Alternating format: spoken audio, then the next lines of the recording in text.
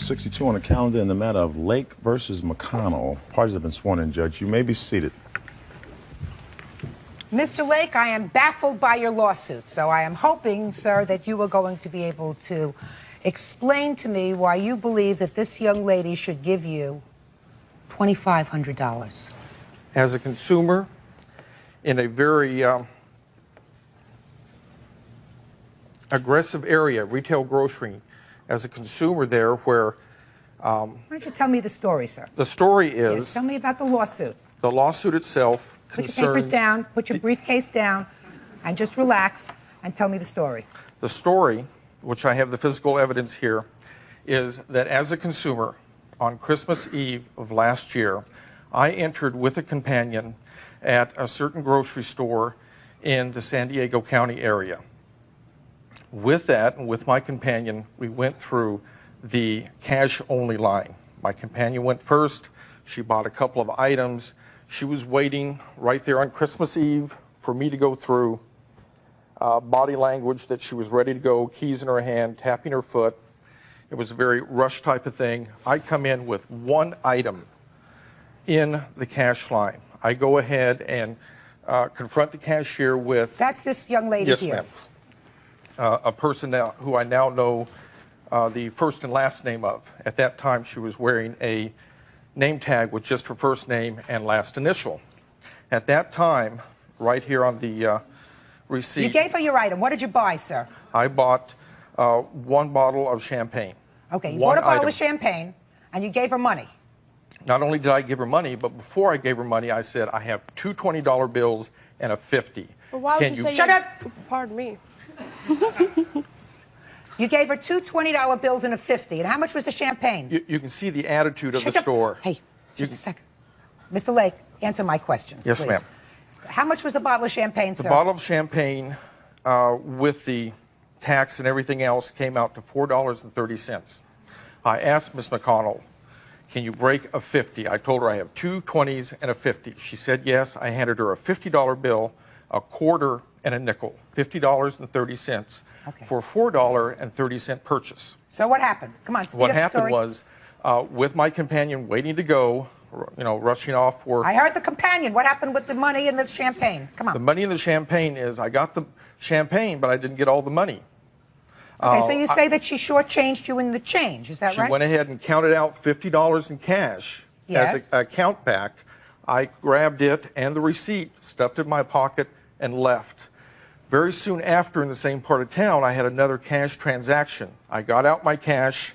The receipt read clearly, cash tended $40.30. Okay. I went back within half an hour of making my purchase. I confronted her and I said, have you taken in any $50 bills recently? And she said, no. This is within minutes after the transaction. Okay, so what happened? Come on. What happened was that talking to various store officials, including one Dean Honda, and you talked to people at the store. Yes, ma'am. And did you get your $10 back? I got the $10 back after a lot of arguing, and I also got the corporate phone up here in LA County. Mr. Lake, so you went in, you gave her money, you realized sometime later when you were making a purchase that she had given you, according to you, $10 less in change than you should have gotten. So Yes. far as that, make it fast? Yes. You went back to the store. At first, they didn't think that they had made a mistake, but ultimately that evening, they gave you the $10, correct? After a lot of arguing, yes. So you had a lot of arguing, whatever. That evening, they gave you back the $10. That's correct. So why are we here? On principle, she still has her job. She has not, to the best of my knowledge, been reprimanded, and the store has tolerated outright theft. This is not my opinion. This is physical evidence. They tolerated outright theft. It's not my fault that she wanted some kind of a Christmas bonus on her own as an individual employee. In an industry that from the top constantly cheats consumers through price fixing, that store managers constantly take items off of sale on their computers. We have, in addition to that, employees working on their own, taking money out of my pocket. The principle of the thing is we have theft, we have denial of the theft, and we have zero cooperation from the corporation. Okay. Now, I have a couple of questions to ask. Yes, ma'am. How many lawsuits have you filed with regard to this particular incident? One. And this is the only one? Yes, ma'am. Never filed any lawsuits against her because she has a counterclaim against you for a variety of things, including abusive process, which is really the basis of your lawsuit, although you don't couch it in that language. She says that you've sued her at various times, and she'll tell me about that. You've also slandered her, which you did right now. You said she was a thief. And I stand by that. May cost you money, Mr. Lake. You understand that? I stand because by now it. I'm going to ask you some questions. Then I'll get to you. Okay, fine. It was Christmas Eve. Yes, ma'am. Store was busy, Relatively so, yes. and there were a lot of people online waiting, which is why you went to the cash line? No, it was well staffed. They had a fair amount of employees waiting on people, so it was busy, but it wasn't real crowded, or there was not a long line. Okay. And you came to her, and what you said to her was, I have two 40s or a $50 bill. Two 20s or a $50 bill. Yes, ma'am. Well, why would you say you had two 20s if the whole champagne was only $4? I wanted to know, No, in the cash line, yeah. you know, I went through the cash line because I had one item in cash. No, Mr. Lake, you're not following me, sir. If I had a 20 and a 50 and I was buying a $4 item, I might say, can you cash a 50? I have a 50 or a 20. Can you cash a 50? You told me that you said to her, I have two 20s and a 50. Because I had just pulled it out, and I was looking at it and communicating right off the cuff at that moment. So what you did, what you're saying to me, Mr. Lake, is, since you must agree with me that that was sort of a silly thing to say, I have two 20s to pay for a $4 item or a 50. I mean, that was kind of ridiculous, right? Mr. Lake, is that kind of ridiculous to say I have two 20s to pay for a $4 item, or I have a $50 bill? That's the items that I pulled out. That's the cash I had on hand. Well, who cares what cash you had? What if you had a $1,000 bill? She doesn't care what cash you had on hand. You had a 20 and a 50. You could have paid with either one. I had a couple So of can you 20s. say, did you ever say I made a mistake? Did you ever say that in your life? Often. Very good. Well, so you made a mistake. You should have said, I just have a 20 and a 50. Can you cash the 50? Well, if I had more time, if it wasn't a rush situation, maybe I would have. Now we're getting there, Mr. Lake. Judge Judy continues in a moment. Do I look like I need help? Real cases, real people. Judge Judy. Shannon McConnell, a supermarket cashier, disputes Donald Lake's accusations that he was shortchanged. So you made a mistake because it was rushed, because you were taking out your money fast, because you had somebody waiting for you, and there were a lot of people behind you waiting to get checked out. So you made a mistake. Why wouldn't you give this young lady, and I haven't heard from her yet, the benefit of the doubt? Why do you ascribe to her malevolence, criminal activity, when it could have been an honest mistake? That's a very good question. I'm waiting for your very good answer. Now you're taking time to think about it, Mr. Lake, because you're going to think about a good response to me. I can tell you right now, two good responses. Yes. Response number one, she counted back $50, not 40, in her count back. Number two, a few minutes later, she denies ever having the $50 bill in the first place. Okay, And she said right then and there, oh, you know, if she'd apologized, if she would have helped me confer with the manager. I mean, up until I got the money back that night, she was fighting the manager. If she would have admitted her mistake, that would have been fine. Mr. Lake, you don't think as a consumer you made a mistake by taking the money when she counted out the money and not looking at it? Not saying, I gave her a $50 bill, let me just check my change, instead of taking your change and just putting it in your pocket. Don't you have any responsibility to do that right at that moment? Whatever responsibility I had with that, I took care of it as soon as possible. No, you didn't. If you had taken care of it immediately while you were right there, you would have said, look, right, the bill right there on top, that 50 is mine. Instead, you walk out of the store after she counted out your money. Then you come back a half hour later after you've made another purchase someplace else and say, now, Christmas Eve, I want you to remember that I gave you a $50 bill. Hold it. Go. From the beginning? Well, if there's anything that he's left out from the beginning, I'd like to hear you. Okay, when we went to the cash line, it was extremely busy. How long have you been working at this store? Since 1985. Not this particular store, for the company since 85. After I checked him out, I went on a 10-minute break. After I came back from the break, I went to another register. So when he approached me, he didn't ask me in a calm manner. He came up screaming a 20, a 10, and a 5, and a 1, saying that that's a change I gave him. Asked if he'd taken any 50s lately, being that I had just returned from a break, maybe 10, 15 minutes. I was on a new register where his 50 would have been on the old register, so I didn't recognize him from the prior exchange, because they had been so busy. I had hundreds of customers that day. I didn't recognize him, so I thought the only thing that came to mind was maybe he was wanting a nice, clean $50 bill to give as a gift. So I was saying, I don't think so, but I can check. And as I'm saying, I can check to see if there's one in the drawer. That's when he started going as 20, a 10, and a 5, and a 1. And then at that point, the manager came over to see what the commotion was about. The manager did not argue. I did not argue because I didn't know what it was about. The manager took the receipt, said, "You were short of $10. He said yes. He took him over to the courtesy desk. At that time, he just gave him the $10, no questions asked, really. It was a matter of minutes till he got his $10 back. And at that point, Mr. Lake took the $10, waving in the air, screaming, "Don't go through Shannon's line. She has my money. She'll take your money." Did you do that, sir?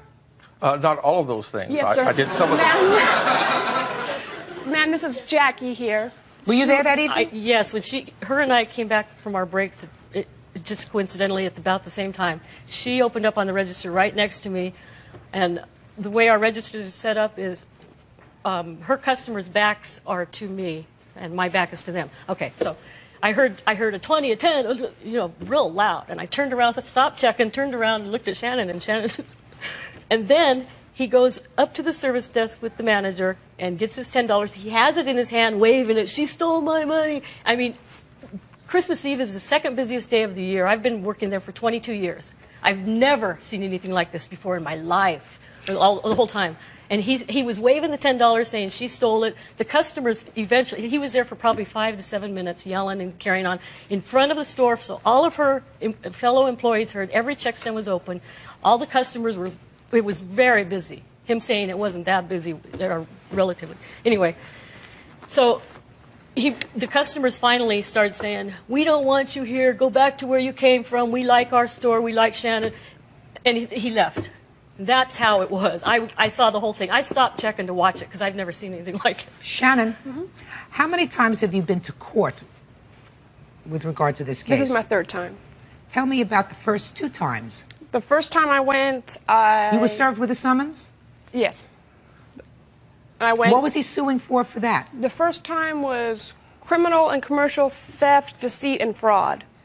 That was the first one. I went there, and Mr. Lake failed to appear. I thought that was the end of it. I thought maybe he realized that this was a ridiculous case, and that was it. Which court did you go to? San Diego, Claremont. Does that sound familiar to you, sir, that you filed a case there? Yes, it did, and she was not serviced. Just a second. There was no service done. I was there when he served the papers, and you did serve her, and you stood behind her, watched her check for about 10 minutes after you served her. You served her personally. And I stood Just there a second. watched you because Just I a knew second. you were. Anne, did you serve her? No, I cannot serve. Service Exactly. must be done. Her. Just listen to me. Just a second. You served her. You gave her the papers. Yes, I did, and that is not service. Service must be a third party. So why did you serve me? Hey! Do I look like I need help? Do I look like I need help? Judge Judy continues in a moment. You're really ticking me off, sir. You're really ticking me off, sir. Real cases, real people. Judge Judy. Donald Lake, the former educator, wants supermarket checker Shannon McConnell to pay for his trouble when he claims he was shortchanged at her supermarket. Mr. Lake, so let me understand this, sir. You did, in fact, give her papers with regard to this first suit that she's talking about, but... Yes, I did. And what you're saying is that it's a question of semantics, because since you, as a party, cannot serve her, a third party must serve her. It was invalid service, and therefore she was not served. Also, ma'am... Am I right?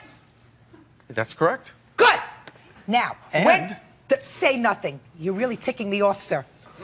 You're really ticking me off, sir. So you didn't appear in that action because you say she wasn't served. Is that correct? That's partially correct. Did you appear in that action? No, I did not. Then I'm correct. You're partially correct. I'm always correct, sir. The question is, she went to court because she was given papers. She's not a lawyer. She doesn't know that if a third person doesn't serve, it's not considered good service, so she didn't want to be in default. She went to court, and you didn't. Also, the paperwork was given to Shannon M. I was trying to find out her last name so that she could be serviced correctly. All right, so now we have one lawsuit that you filed that you didn't follow through with, and she went. When was the next lawsuit? The next one was 2 months later. We went again, and at that point, we found out that not only did he have my court case, he had 2 other cases in the courtroom next door. Obviously can't be in 2 courtrooms at one time, so he denied having the pro tem hear our case. So perhaps you could go to the other cases. So Let me understand this so that I make it simple. When you showed up in court on the next court date after you were properly served, I assume, Mr. Lake, you had 3 actions pending on the same day. Is that correct? That's correct. And you had to choose which case you would hear that day because you couldn't be in 2 courtrooms at the same time. So you said, I don't want a lay judge to hear my case. In her case, adjourn it to another day. Is that what happened? No, ma'am. Then let me hear. I said I don't want a lay judge, a person who is not culpable to the Performance Review Board on any of my cases. That is a constitutional right. And this is the 3rd case. Is Yes, that correct? Are you ready? I think so. Are you ready? Judge Judy is ready to rule. Real cases, real people. Judge Judy. Mr. Lake, in the year and a half that I've been handling cases in this court, I have never imposed the judicial sanction of fines for abusive process, fines that have been paid to the court for wasting court time. Now, I am dismissing your lawsuit because your lawsuit is frivolous. And not only is it frivolous, but this is the 3rd time that you have abused the people of this state by taking up judicial time and manpower in filing it. There is no question that there was, based upon what I've heard, an honest mistake. You, sir, are a suer, which means you like to sue people. And maybe you get off on that, but I'm telling you right now that the judicial system in this country will not tolerate those people who abuse it, because if you abuse it, people who have a real case can't get court time because the courts are clogged with this kind of frivolous nonsense. Now, say nothing, Mr. Lake. You already said too much. Now, with regard to this lawsuit, her counterclaim, I'm awarding you. You are asking for $1,400. Right. Is that correct? Yes, it is. And I'm also going to exercise my discretion and award you $2,500. Wow. All right? And I am imposing sanctions, Mr. Lake, costs upon you that are to be paid to the court in the amount of $500 because you have abused me, and I resent it. Not only have you abused her, but I resent the fact that you have abused the court system. That's all. Step out. Now, this is case number 60 on the calendar in the matter of Peters versus Peters. Judge, the parties have been sworn in. You may be seated. Thank you. Well, Mr. and Mrs. Peters, you've been married for 6 years and you're in the process of divorcing. According to your papers, I think that you've both agreed that your marriage is going to be over, despite the fact that I get some sense in these papers that you still care about each other, that your lives are going in different directions. And you come before me today because there is certain property that you have agreed to permit me to resolve with regard to the issue of ownership. Correct? Yes, ma'am.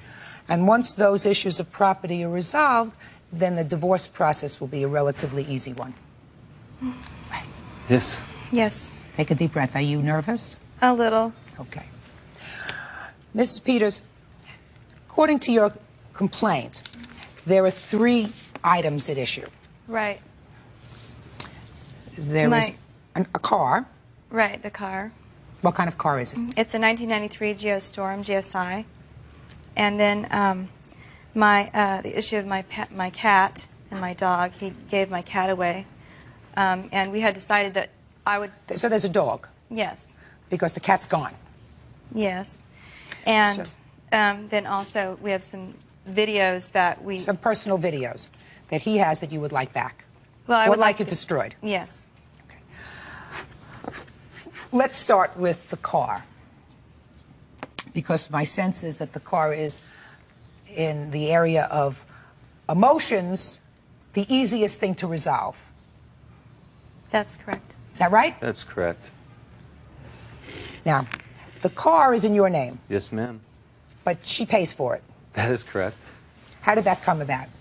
Because when Chris and I had moved to California together, for a while he wasn't working, and I had paid some of his car payments, just 2 of them, so that I was afraid he was going to leave me if he couldn't pay his bills and I go back to Colorado, and I didn't want him to go back, so I paid that. And then I got sick afterwards, and I got really behind on my bills, so my car got repossessed, so I ended up filing for bankruptcy. I don't believe And- you paid my car payments. Yes, I did. I did Well, twice. it's really not particularly relevant, because what we're here for is for resolution, not to revisit bad moments. So anyway, Does that that's sound why. right to you? Yes.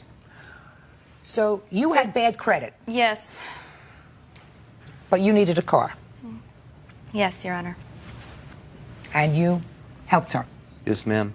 I told her, I says, now if I sign for this car, you have to promise me that you're going to make your payments on time and you're not going to make this a liability to me. So you said, I'll sign for it, but promise that you'll make the Make your payments payments. faithfully and on time. That's correct, Your Honor. You don't mind if I help you out a little bit? No, not a Because I bit. got other cases to do today. Thank you. Okay. How much more time has to go on this car loan? About a year and a half. And how long was the car loan? 5 years? Yes. And you would agree, Mr. Peters, that she has made, even though some of the payments were late, she's made all the payments. That's correct, Your Honor. So there really isn't much of an issue about that. When you separated, you took the car. Yes. So Well, the issue- the issue is the collection agents keep coming to me wanting those payments because they're always late. They are not, I'm sorry. Sorry, Your Honor, but they're not always late. Well, I got just this notice right here that she's behind 2 payments. I'm not behind 2 Let payments. me ask you this question, Mr. Peters. How would you like to resolve this fairly with regard to the car? Let me see what your suggestion is. Well, I would like to be able to sign it over in her name, but that's impossible because they won't do it because of her credit. So I think that she should at least reimburse me maybe half of what the car is worth, and that way, How's that going to help you? well, my car is about ready to go. How do you think it would be reasonable to resolve this issue? Because what you're really asking is you're asking him to sign the title of the car over to you, and yet he has the liability. Yes, ma'am. I've made all the payments up to now. I'm not going to stop making the payments. Well, I know that because you're driving the car. But if you do stop making the payments, that means they're going to come after him or repossess the car. I would never stop making the payments. I've already paid over $12,000 on that car, Your Honor. I'm not going to stop making the payments. Plus, I paid his car insurance until this year so that he could have car insurance because he didn't want to have That's car not insurance. true. You left me with $1,500 worth of bills, and Chris, that is so not true. and Just a I paid second. the last 2 months of your insurance. Okay. How much is this car worth now, approximately? $7,000. Is that about right? Yes, that's correct. Do you have the last statement that you received on the car? I just have one of the bill that's owed right here. Can I see it, please?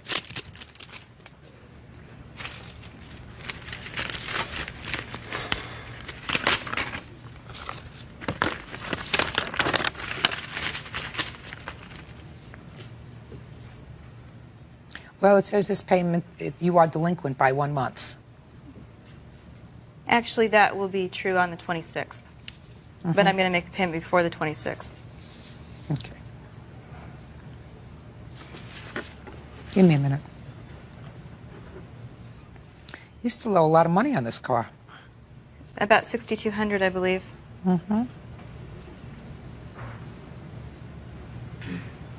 It's probably paid about $2,000 in overcharges by now. No, I have not, Chris. Wait, if she's paid for a long time. I mean, you have had the car for, if she's had the car for 4 years, if she's had the car for 4 years. But every time she's late a payment, Your Honor, I am not every time late a payment, Chris. Shh, don't fight with each other. You don't have Sorry. to fight with each other anymore. You're getting a divorce. The fighting is over. Later on Judge Judy. Have you ever shown this video to anyone? No, ma'am. And you want it destroyed? Yes, I do. You want to keep it? Yes, ma'am. That's And- sick. Real cases, real people. Judge Judy. 34-year-old Chris Peters is divorcing his wife Kelly because she won't give up her exotic dancing career. They have asked Judge Judy to arbitrate their dispute over their pets, their car, and their intimate home video. Mr. Peters, Yes. I am going to suggest to you that for the purposes of liability and everything else, that you sign this car over to her so that the car is in her name. You, of course, always have the recourse of suing her in a small claims arena. You don't have to go through lawyers or anything else. You know she doesn't have money now. Yes, ma'am. My alternatives are to force her to sell the car, satisfy your loan, and then she'd have $800 left. Because if the car is worth $7,000 and there's $6,200 left to pay on the loan, that would put her in a position of not being able to be employed, really, because she wouldn't have a way of getting back and forth to work. I assume you drive to work. Yes, I do. Now, you've been married for 6 years. Are you employed on a regular basis? Yes, I am, Your Honor. You have a weekly paycheck? The small one. Okay. You are not, I assume, Ms. Peters, in your divorce action seeking support from him. Is that correct? Of course not. Because you're working. So I want you to look at the long-term picture, Mr. Peters. This car is your insurance. Your insurance that when this whole divorce action is finalized, your wife is not going to ask for support from you because she's not working because she didn't have a car to get to work. Got it? Yes, ma'am. All right. So what it really means is for the next year while this car loan is being paid off, you'll have to sweat it a little bit to make sure, you know, that she's going to make the car payments. You also can feel confident that after all the money she's paid for the car, it is unlikely that she's going to allow the car to be repossessed. I'm telling you right now, if you don't make your payments, the first thing they do is come and get the car. So, Mr. Peters, you're going to sign the car over to her. That way, when your divorce is over, everything's going to be finished. Is that a good idea? That's fine, Your Honor. All right, good. So, that was the unemotional part of this dispute. Now, let's get to the dog. The dog's name is Breezy. Yes. Breezy is, according to your papers, a boxer. Yep. Is that a Yes. picture of Breezy? No, this is a picture of my cat that he gave away without my permission. Okay. We'll get to the cat. Yes, Okay. we will. That's a picture of Breezy. Yes, ma'am. Now, according to your papers, Miss Peters, you had a cat and a dog. Yes. You had Mac, the cat. Yes. Breezy, the dog. Right. And why don't you tell me about the arrangement with the cat and the dog when you separated in November? Okay.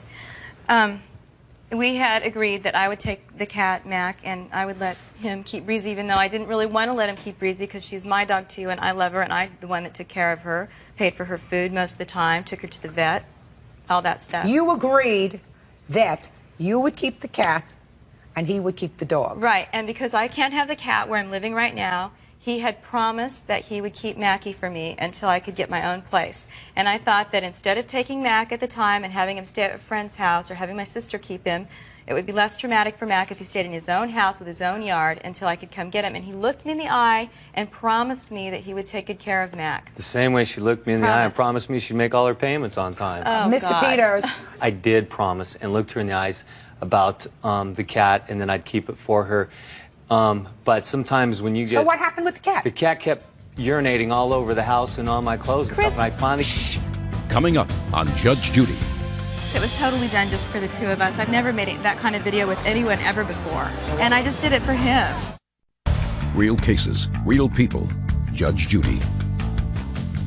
Mr. and Mrs. Christopher Peters are in the middle of a divorce, but they have come before Judge Judy to settle custody of their pets, a car, and a personal home video. Why didn't you call your wife and say, listen, I'm giving away the cat. You want the cat, come and get it? Because I knew that the cat needed a home, a good home. And Kelly wasn't prepared. She just left the cat. If she was so concerned about Breezy and the cat, then she should have done something before she left. Okay. She shouldn't have Mr. just left Peters. it up to me. Mr. Peters, you didn't answer my question. Why didn't I Why call didn't Kelly? you, at that moment, 'Cause I was pick up pissed the... off? Right.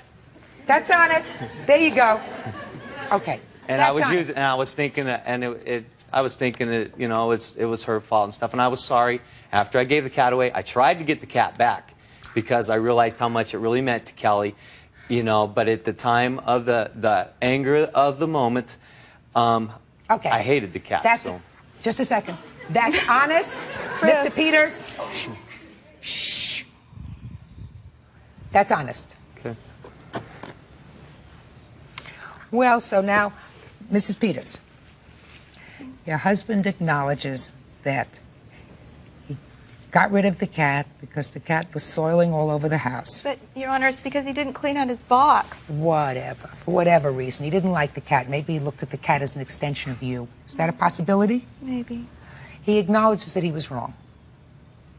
That's a step. That's not a reason for me to say that you're entitled to the dog. And I'm sorry I gave away the cat. Good.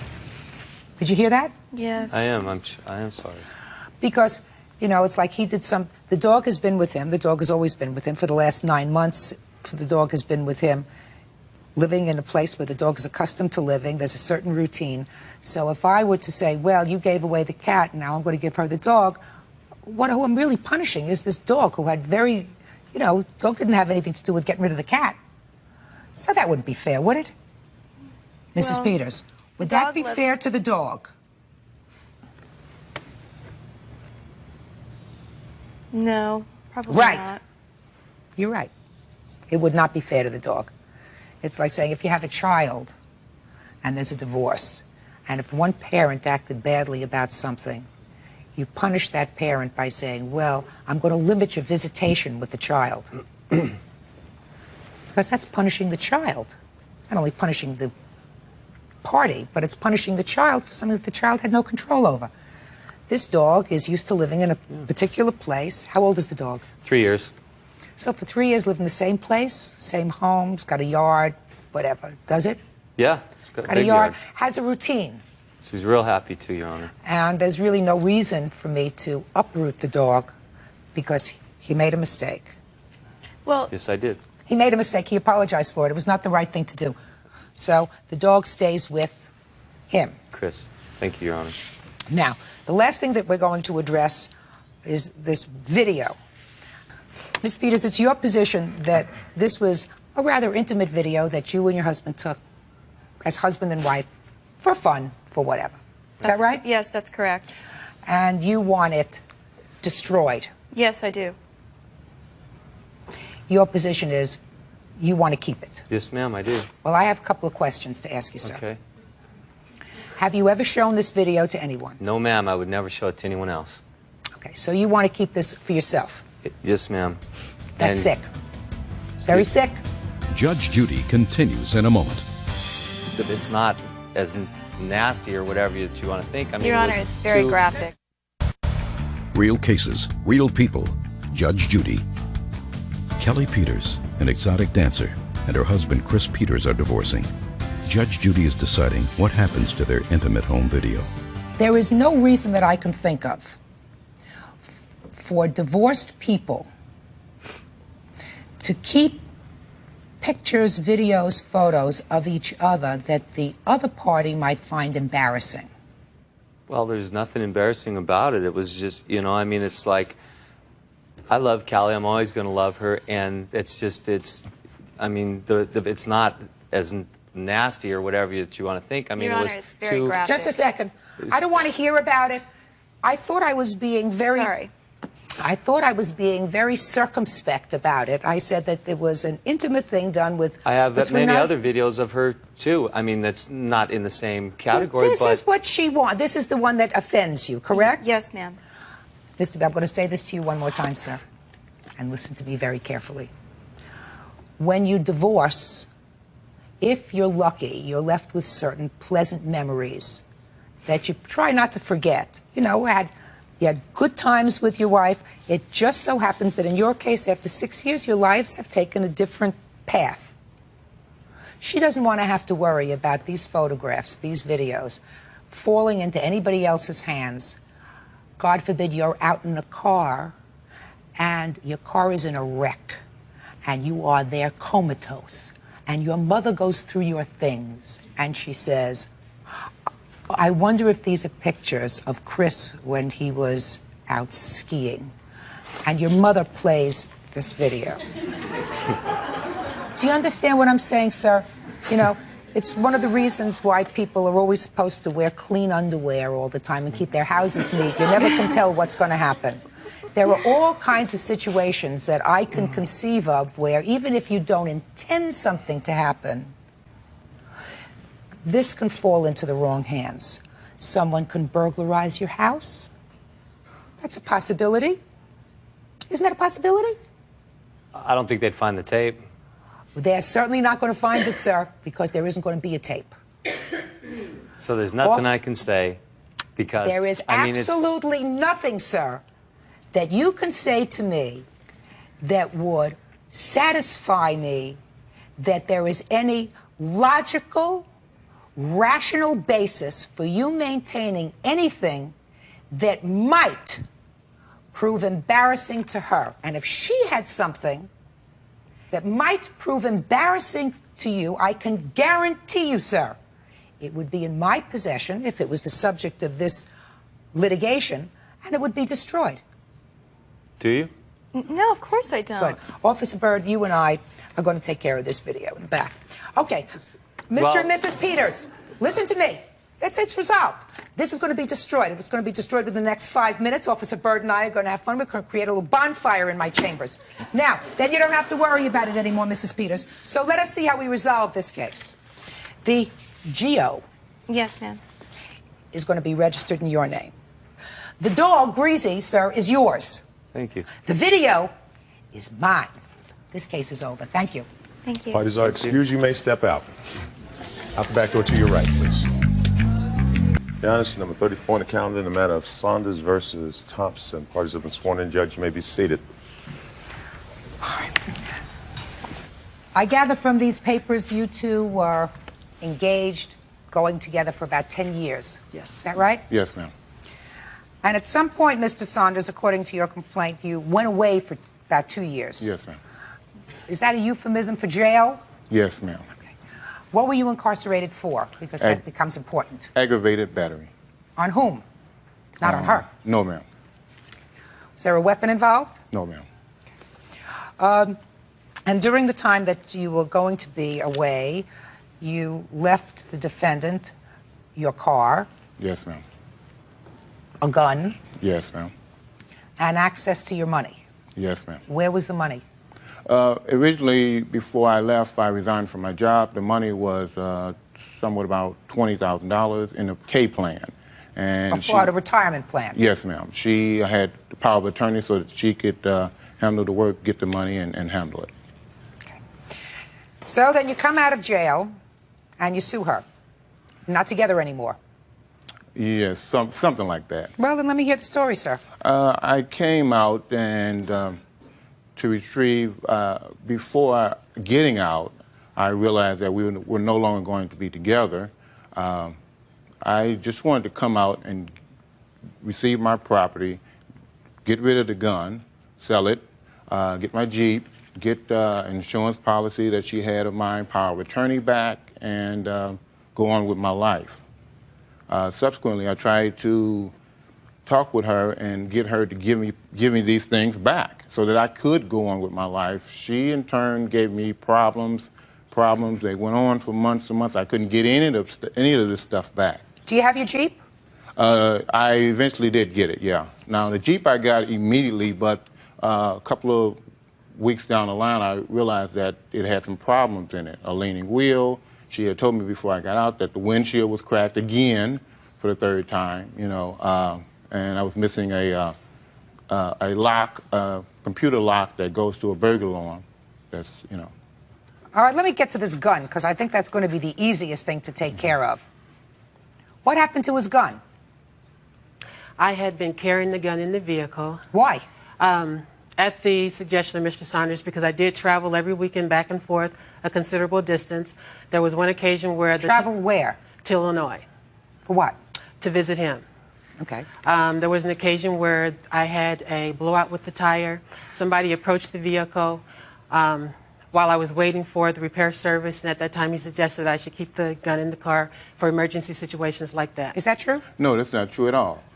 Ma'am, I've been with Kim for 10 years, a decade before I went away.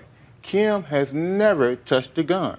She was scared of them. If I had one in the wrong spot in her way, she would come get me to move it. I know that she's as awkward with a gun as she would be with an elephant. Miss Thompson, what happened to the gun? We're going to start over again. I was going to go visit Mr. Saunders for a family event. I knew that the vehicle would be searched, so I'd taken the gun out of the car and left it in the home of my third party. What third party? My witness, Mr. Hogue. This is your new boyfriend? Yes. So you took the gun out of the car and gave it to him? I did not give it to him. I put it away, and I informed him that I was going to leave the gun in a certain drawer in the house. Why didn't you leave the gun in your house? Because when I was on my way to visit him, I was at Mr. Hogue's house at the time, and I remembered, that gun is out there, I need to get it out. So I just came from the Jeep, put it in the house, and I informed him I'm going to leave this here while I go visit. So on your way to visit him, you stopped at his house? Right. Had you told him you had a new relationship? Yes. Is that right? Somewhat. I found out on getting out of jail, I found out when I got into my Jeep and opened up the glove compartment and hotel receipts fell out. That's how I found out. Step up here, sir. Because I want to deal with the gun first. What happened? Your name? My name's Gerald Hogue. Mr. Hogue, what happened to his gun?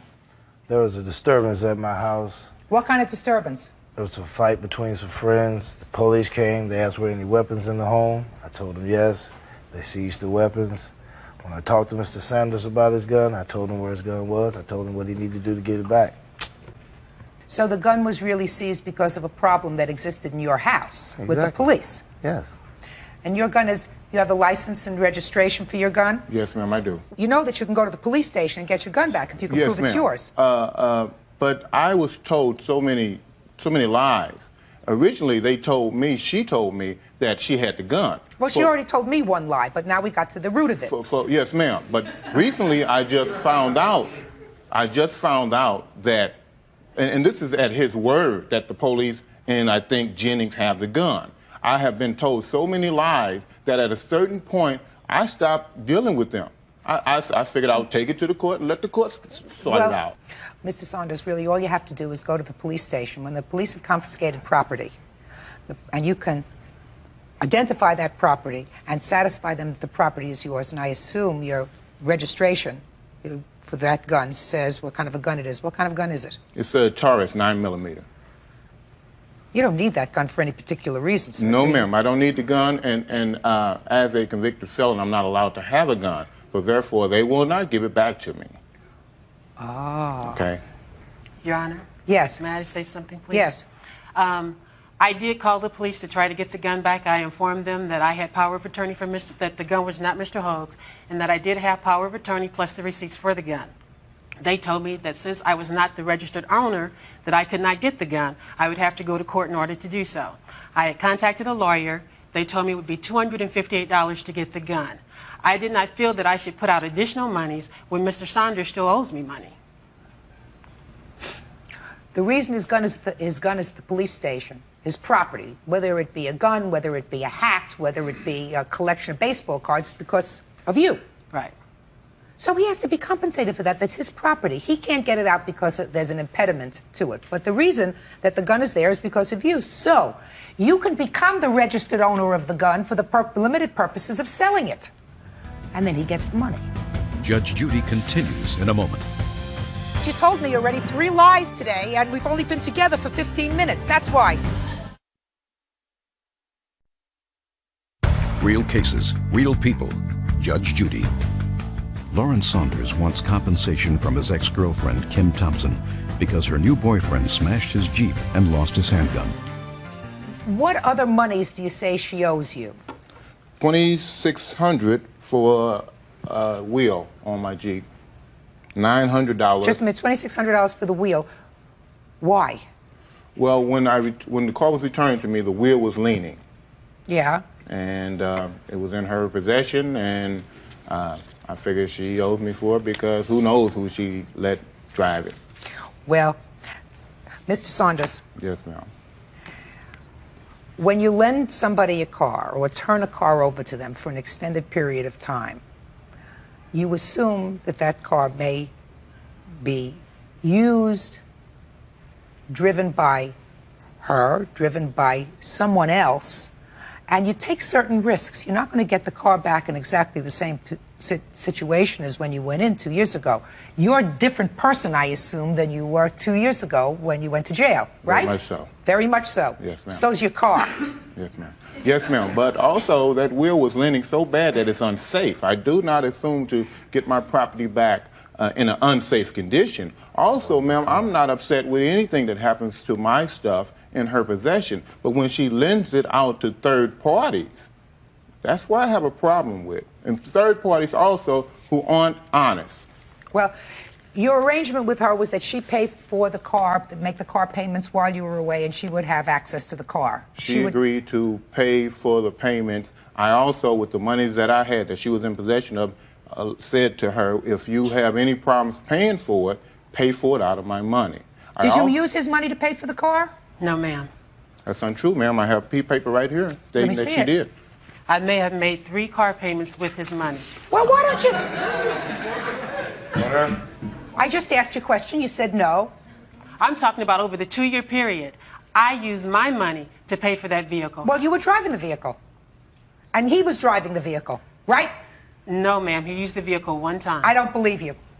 I don't believe you that he used it one time, and the one time he used it, he was in an accident. Is that what you're going to tell me? Yes, ma'am. Baloney. Miss Thompson. It was an ice storm. Miss Thompson, I don't care if it was an ice storm, a tornado, or a typhoon. If you think that I believe that you only let your boyfriend use that car once, I was born in 1965. Excuse me. I also have a copy of the report here also of the accident. It says nothing about an ice storm. Whether it says anything about an ice storm, listen to me. She used the car, and it was your agreement that she would pay for the car. Yes, ma'am. Once she was using it. Yes, ma'am. Because you didn't have a car at the time that was usable. Yes, I did have a car. Then why would you use his car? Your Honor, in the very beginning, I only drove I did not drive his car. He asked me to drive it because the alarm vehicle was on there. He was afraid it was going to drain the battery if it just sat there. All you have to do is put the car up on blocks and take out the battery. Isn't that right? You're not going to use it for a long time? I don't know anything about that. Well, you So should. initially, I started driving it just on the weekends. After my car went down in '96, then I started driving his car on a daily basis. Mm-hmm. So you used it all the time? Full time in '96. So But that was a full year after I had been given possession of the vehicle. Ma'am, I gave her the car with 37,000 miles on it. I got it back with somewhat of 70,000 miles on it. Right. Because I basically drive 150 miles a day. I'm interested in, these are the expenses from your 401k, is that right? That's what itemized description of what she gave me. Who uses all these Bibles? I was giving them out. You were giving them out from in jail? Yes, ma'am. He spent hundreds of dollars on Bibles to give to other inmates. I could think of worse things. You were driving this car when it was in a bad accident, sir? Yes, ma'am. Did the insurance cover the cost of that? Yes, ma'am. And what was the cost of repairs for the car? A little over $5,000. And how much did the insurance pay? Everything except for $300, my deductible. I don't see where she owes you a whole bunch of money, sir. I think she owes you for the gun. Yeah, well, I don't think she owes you for the car, and I'm going to get to her countersuit in a minute. Mm-hmm. Car's a problem. You let somebody have a car, and that's what happens. I think that the 3 car payments that she took out of your 401k, if she was using the car, she has to pay you back for. If she's treating this car as her own, she's driving it, she's letting her boyfriend drive it, it doesn't seem to me that you got to pay for it. That just sounds fair. Your Honor, Okay, yes.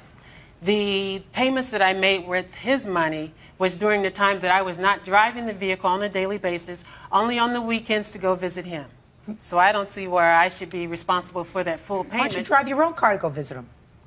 Because his car was newer, he wanted me to drive his car. That's untrue. Her car. I don't believe, Miss Thompson, that he ever said that to you. Her car was down. The problem is when you tell a lie once to a court, the court tends to look at everything else that you say with a certain amount of suspicion. Amen. I don't believe that he ever said to you, please drive my car instead of yours, and I also don't believe that you only drove his car on the weekends if you're telling me that his car was newer than yours. Judge Judy continues in a moment. Lovers that have been together for a while can feel when the other person is drifting off. Real cases, real people. Judge Judy. While Lawrence Saunders was in jail, he claims his girlfriend found a new man who damaged his Jeep and lost his gun.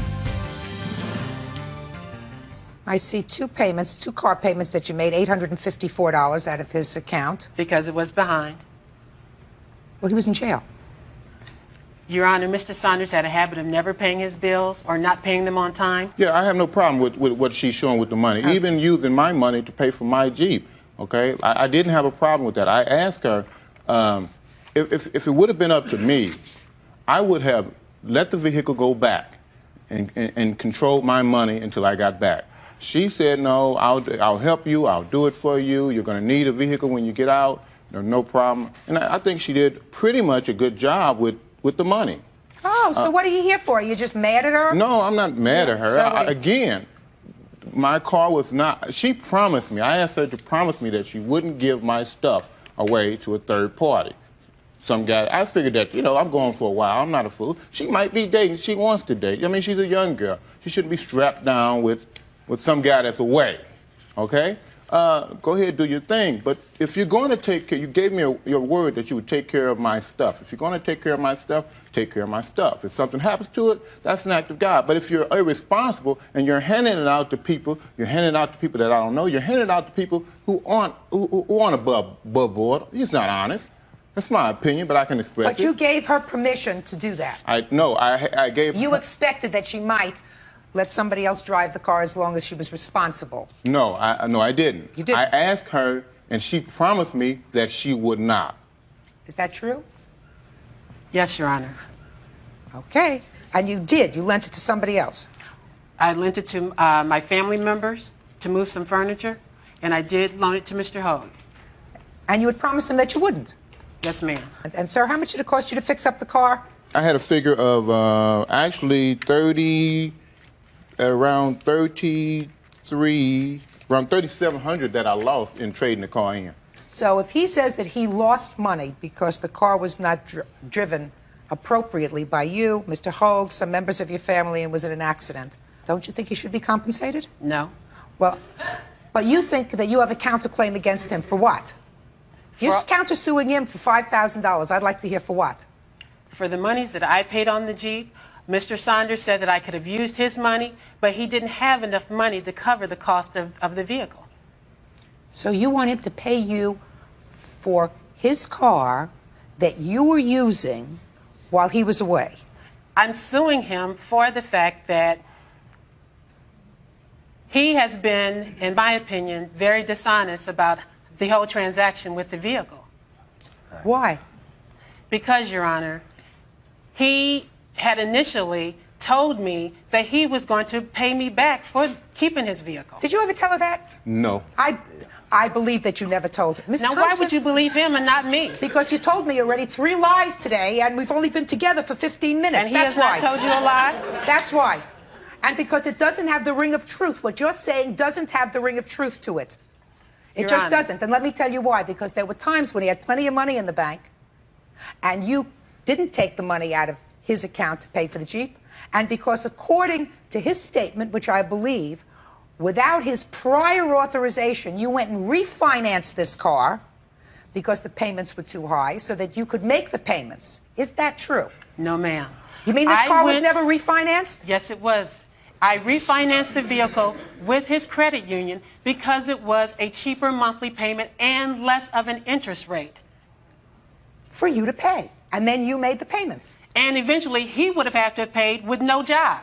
How was he going to make a $427 payment each month with no job? Ms. Thompson, so what you're telling me is while you had a new boyfriend, you were concerned about what would happen to Mr. Saunders when he got out of jail. Judge Judy is ready to rule. Ms. Thompson, so what you're telling me is while you had a new boyfriend, you were concerned about what would happen to Mr. Saunders when he got out of jail. Yes, I was. The countersuit is dismissed. On your lawsuit, sir, this was a very good lesson for you. Yes, ma'am. Right? I wouldn't give my closest relative power of attorney over my money without my having the ability to co-sign for it. Do you understand? Yes, ma'am. Very bad idea. I am only dealing now with this gun because as far as I'm concerned with regard to the Jeep, which is now sold, she used it. She paid for it for a substantial period of time. You sold it. Whatever monies that you got, you lost money, but some of the monies that you got for it were monies that she paid. It was almost like renting a car from a rental company. She had the ability to use that car for almost 2 years, so she used it. It's a wash. You owe for the gun. The gun should not have been in his house. The gun should have been where he left it, in a vault, someplace safe. Judgment in this case is for the plaintiff in the amount of $200. Thank you. That's all. You may step out. Back go to your right, please. Judges, number 10 on the calendar in the matter of McBriar versus Golden. Parties have been sworn in, Your Honor. Be seated, please. Have a seat. I've read your papers. Ms. McBriar, according to your complaint, you and the defendant lived together for about 4 years. Yes. During that time, he says he paid all the bills.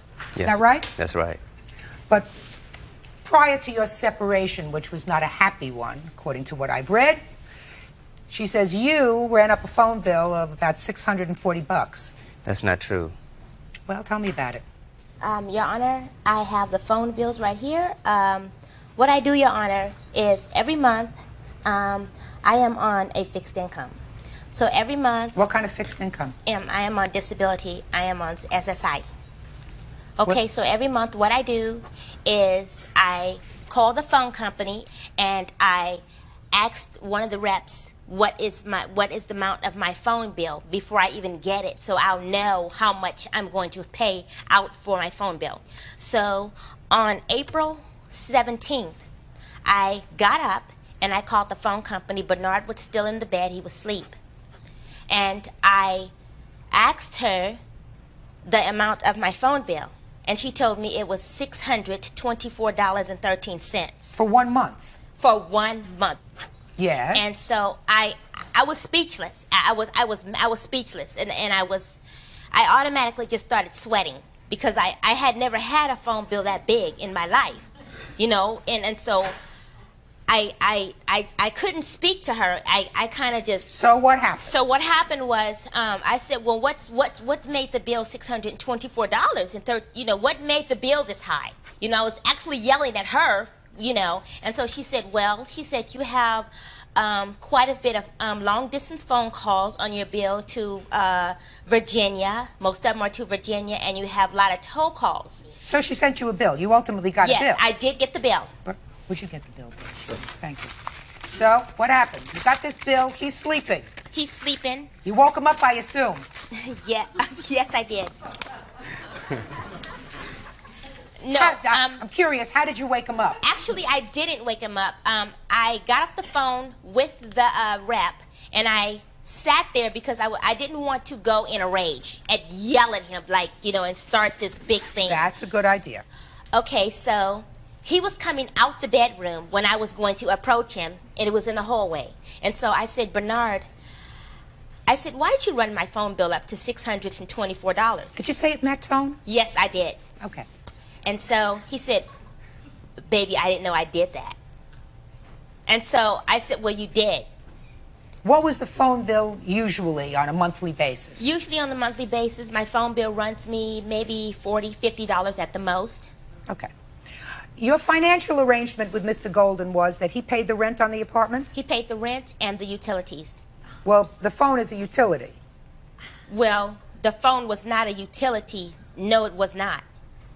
Because that was my phone in my name So he paid the gas and electric and the rent. And what about the food? Who paid the food? I bought the food. Sometimes she did. Not all the time. She never bought food. She always claimed with accusations with different bills. I'm just trying to get some sense of the financial arrangements. No, excuse me, Your Honor. You know I bought food. Don't you sit up here and lie and tell me I did not buy food. No, I he bought didn't. food every month. Madam, Not look all at me. I'm Don't sorry. yell at him. He said that you bought some food and he bought some food. Oh. That's what he said. Okay. All right. But he paid the rent. How much was the rent? The rent was $650. I mean $550. I'm sorry. Okay, plus the utilities. Plus utility, lights, and gas. Okay, and your arrangement was whatever the overage was on this phone bill, you were supposed to pay for it. Right. Correct? Correct. All right. She says that you joined the psychic hotline. No, that's not true. Did you do that? No. Yes, he did. Yes, he did, Your Honor. Order. Excuse me, Your Honor. Yeah. Yes, he did. I have proof that he joined the psychic hotline. Let me see it. No, I did not. Did you call the psychic hotline? No, I did not. I don't know anything about it. Never did. Matter of fact, she has a block on her phone for 900 numbers. She has a block on her telephone. Yes. For all the calls that you can't call long distance. Did you ever see this phone bill, Mr. Golden? No, Well, we're going to show it to you. I was curious, Ms. McBriar, about something else that I read in your complaint. Because you said during that morning when you confronted him, look at me, madam. Yes. During that morning, you said because you feared what he might do, you called the police on him. Well, I called the police on him because, see, Bernard has threatened to kill me. He has threatened to kill me. He has done a lot of things. He has a domestic violence record already. And he does not like police. He told me if I ever called the police on him again that he would kill me. Had he done anything to you before you called the police that day? That day he hadn't done anything to me, no. But you were afraid once you confronted him with the phone bill. I was afraid for my life. Could I finish? Yes, you can't talk over each other. I'm sorry, Your Honor, but okay. I'm upset. I'm very upset. All right. He said, so you called the police came, you left? I wasn't home when the police came. I wasn't at there at all. Had you known that she called the police? I didn't know who she was calling on. I know she was, she just said, I'm pressing charges, as far as I know, when I was leaving the house. What were you pressing charges for? No, excuse me, Your Honor. You know what? He's lying, okay? He's lying. About what? Okay, when I called the police, they asked me, like they always do when I call the police, they asked me what was he wearing. When I was describing to them what he was wearing, he took off on his bike out the side gate. Okay. So I wouldn't describe what he was wearing. That's not true. I was leaving anyway to make a phone call because I didn't want to use her telephone because she was already furious of me about the bill.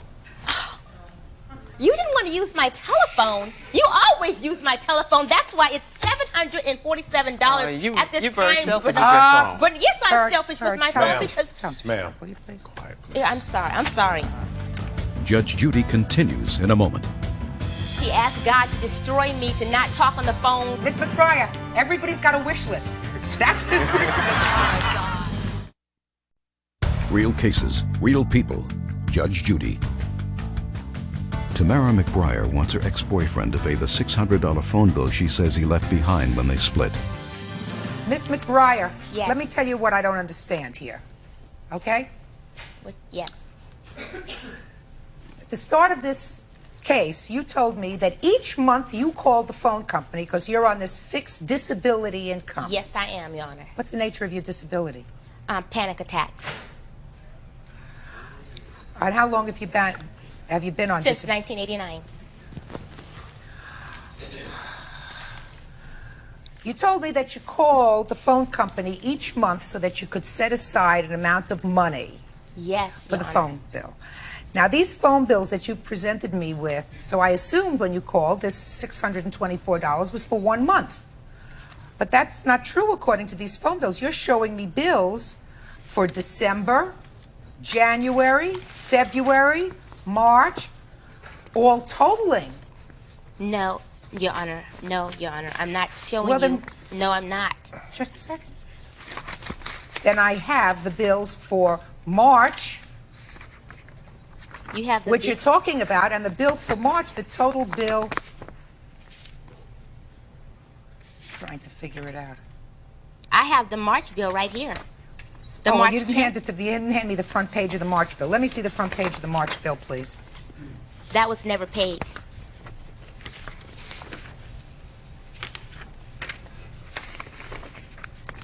Also, this was... Shh. Listen to me. I want you to look at these bills, madam. You're telling me that all the phone calls he made that are in question now are the bills for that 1 month, March and April, because you told me that you called each month before that to get your bill. Yes, I do, Your Well, Honor. then take these back. Take a look at those. Those say December and January. Okay. Am I correct? Am I correct? No, they say April 10th. No, keep reading. April 10th. Read the phones. Read the dates on the phone calls. Okay, yes, the dates on the phone call, those were the dates that the phone calls were made. December, correct? Yes. January. Keep going. Keep looking. I see December, January. Yes, I do, Your Honor. Okay, so I assume you paid those. No, I did not pay these. Well, so I'm not following you. If you didn't pay those and you got those bills in December, January, February, and you didn't pay those bills, then you knew that there was an outstanding balance because your March bill is only $120.97. Right. It's $120.97. Yes. That's money that I had to take and pay for Bernard because, see, when I would ask Bernard to pay the phone bill, he would tell me that he couldn't give me the money at the time because he had to pay the rent. But I would try to explain to him that I have to pay the phone bill because my phone would be disconnected. Let me tell you what I don't understand. Those bills that I returned to you had a lot of long-distance calls, December, January, a whole bunch of long-distance calls that you have marked off as Bernard's calls. Exactly. You, of necessity, had to get those bills in either the end of December or the beginning of January, the beginning of February. What did you do with those bills that you got? What did you mean what I did with that? Did Bernard pay them or did you pay them? I paid them. He had all those long-distance calls on December and January. Didn't you discuss that with him? Yes, I did. Did he pay them? No, he did not. Had she discussed them with you? No, well, the early ones in the past she had, and I gave her $100 before the month before I vacated the apartment. I gave her approximately $100 on the phone bill, contribute towards it, to make for all my calls, local or long distance. And that's when when she told me about the new bill, was the bill had not came yet after I gave her $100 for the first bill. That new bill came after I have gone and left the apartment, vacated. Well, Your Honor. You see, this new bill for $661 doesn't list the phone calls on it. Well, you asked me for the whole bill. I understand that, but it's very hard for me to follow Ms. McBriar because on the last bill, it doesn't list the phone calls. How is he supposed to know which phone calls he made? It doesn't list the phone calls because those are the phone. Okay, that $661 is including. It hasn't been paid yet because I can't pay it. I don't have the money because they're Bernard's calls. I mean, I want my money for my phone bill. Your Honor, listen to me, please. Yeah, I'm trying. Please listen to me. I'm trying. This man, this man here is lying to you. No, listen, Ms. McBriar, look at this. I want you to look at your March 10th statement. Okay? Look at your March 10th statement. How much does it say is owed on the March 10th statement? $120.97. All right. So as of March 1997, you owed $120. Yes. Just a minute. Okay. Where is the April bill? I have the April bill. Tell me what is owed. And just a second, when did you move out? I moved out possibly on the, let's see, what was it? It was, what was it, date? That's about March. No. What date did he move out, He madam? moved out April 17th. I knew she'd remember. Women always remember those things. Then forget. He moved out on April 17th? Yes, he did, Your Honor. All right. Now, so your March bill was $120. Yes. Now let me see the April bill. Okay. April, here we are. Let me get it together here. Okay, this is the April bill. Let me see it, please, with all the Hold calls on. on it. Let me make sure I got them together for you, Your Honor. Okay. Judge Judy continues in a moment. So I'm not going to let anyone run my phone bill up to $640 and not pay it. That's just not me. Real cases, real people. Judge Judy. Bernard Golden says he shouldn't have to pay a $600 phone bill because he supported Tamara McBriar for 4 years when they were living together. Oh, you see, I see what happened, Mr. Golden. Now I got it. You made a lot of third-party calls. Because evidently the third-party calls that you made, whoever it was said, I'm not accepting these calls, so they put it all back on her bill in April. Is that what happened? That's exactly what happened, Your Honor. Yeah, I knew I'd get it. I knew I'd get it. I knew I'd get it. Because our April bill, sir, reflects the fact that all of these phone calls were made in December. Called from Pasadena to Washington, Sacramento, Hampton, Monterey. You know what people in those areas, sir? What were you doing, making third-party calls? Listen to me. Were you making third-party calls? Making third-party calls? Yes. That's what I said. I was making collect calls. Well, evidently, whoever initially took the collect call, sir, decided against it. Would you show him these numbers, please? Now, Mr. Golden, you say in your answer that this is all a conspiracy, sir, because she's got a new boyfriend. She wanted you out of the house. That's true. That's true. That's 100% true. Yes. Yes. Plus, what happened was with conspiracy is that she's been talking to her ex-lover for a long time since she's been with me. He's been using up his dad's credit card and showering her down with gifts from the body shops, spending Christmas gifts. Mr. Golden, did you join the psychic hotline? No, ma'am, I did not. Yes, he did, Your Honor. No, ma'am, I did not. Take a look at those. Take a look at those. I don't know bills. how that got on his bill because right. she has a block. Okay, take a look at those calls, sir. Those numbers have a familiar ring.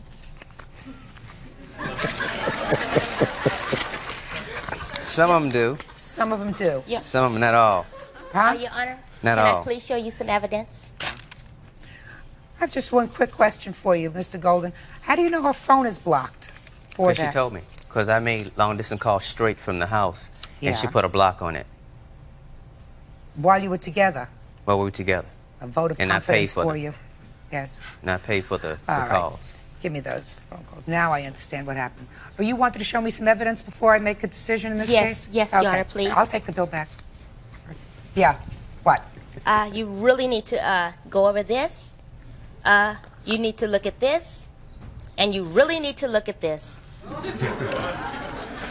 Got to get ready for this.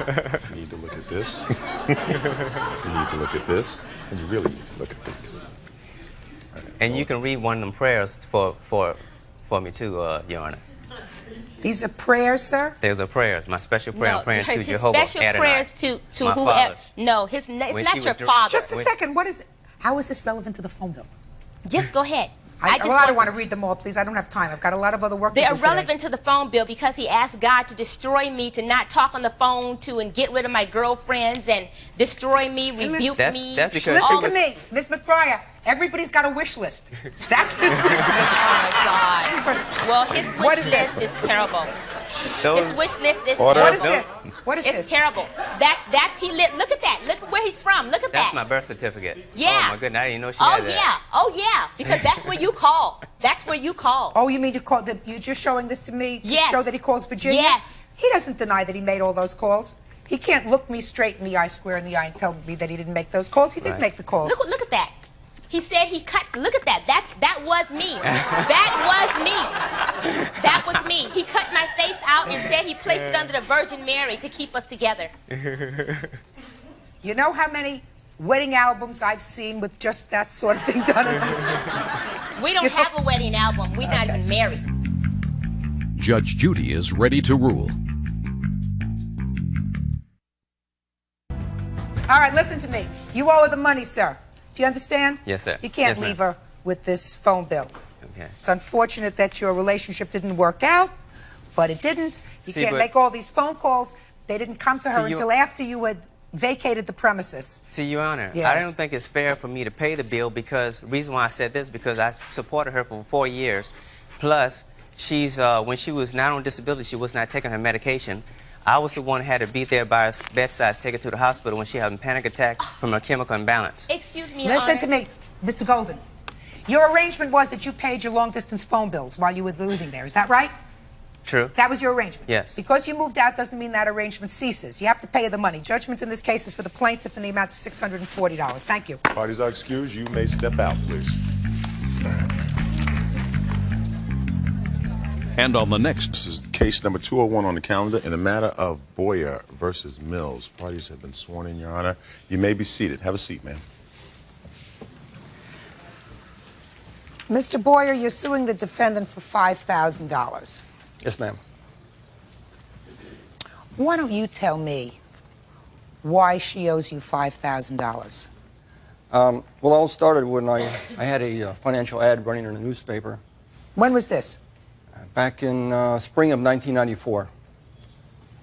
For personal loans. I'm an investor, and she answered the ad asking for a loan. And I said, well, you really didn't qualify for the loan. What's the problems? And she discussed them briefly with me. I said, well, let's get together and maybe I can help you out. Because she sounded like she had a desperate situation. Am I correct, Mr. Boyer, that in 1994 you began to have a relationship with Miss Mills? Yes, we did. And she lived in your home occasionally, is that right? Well, she moved in. Yes.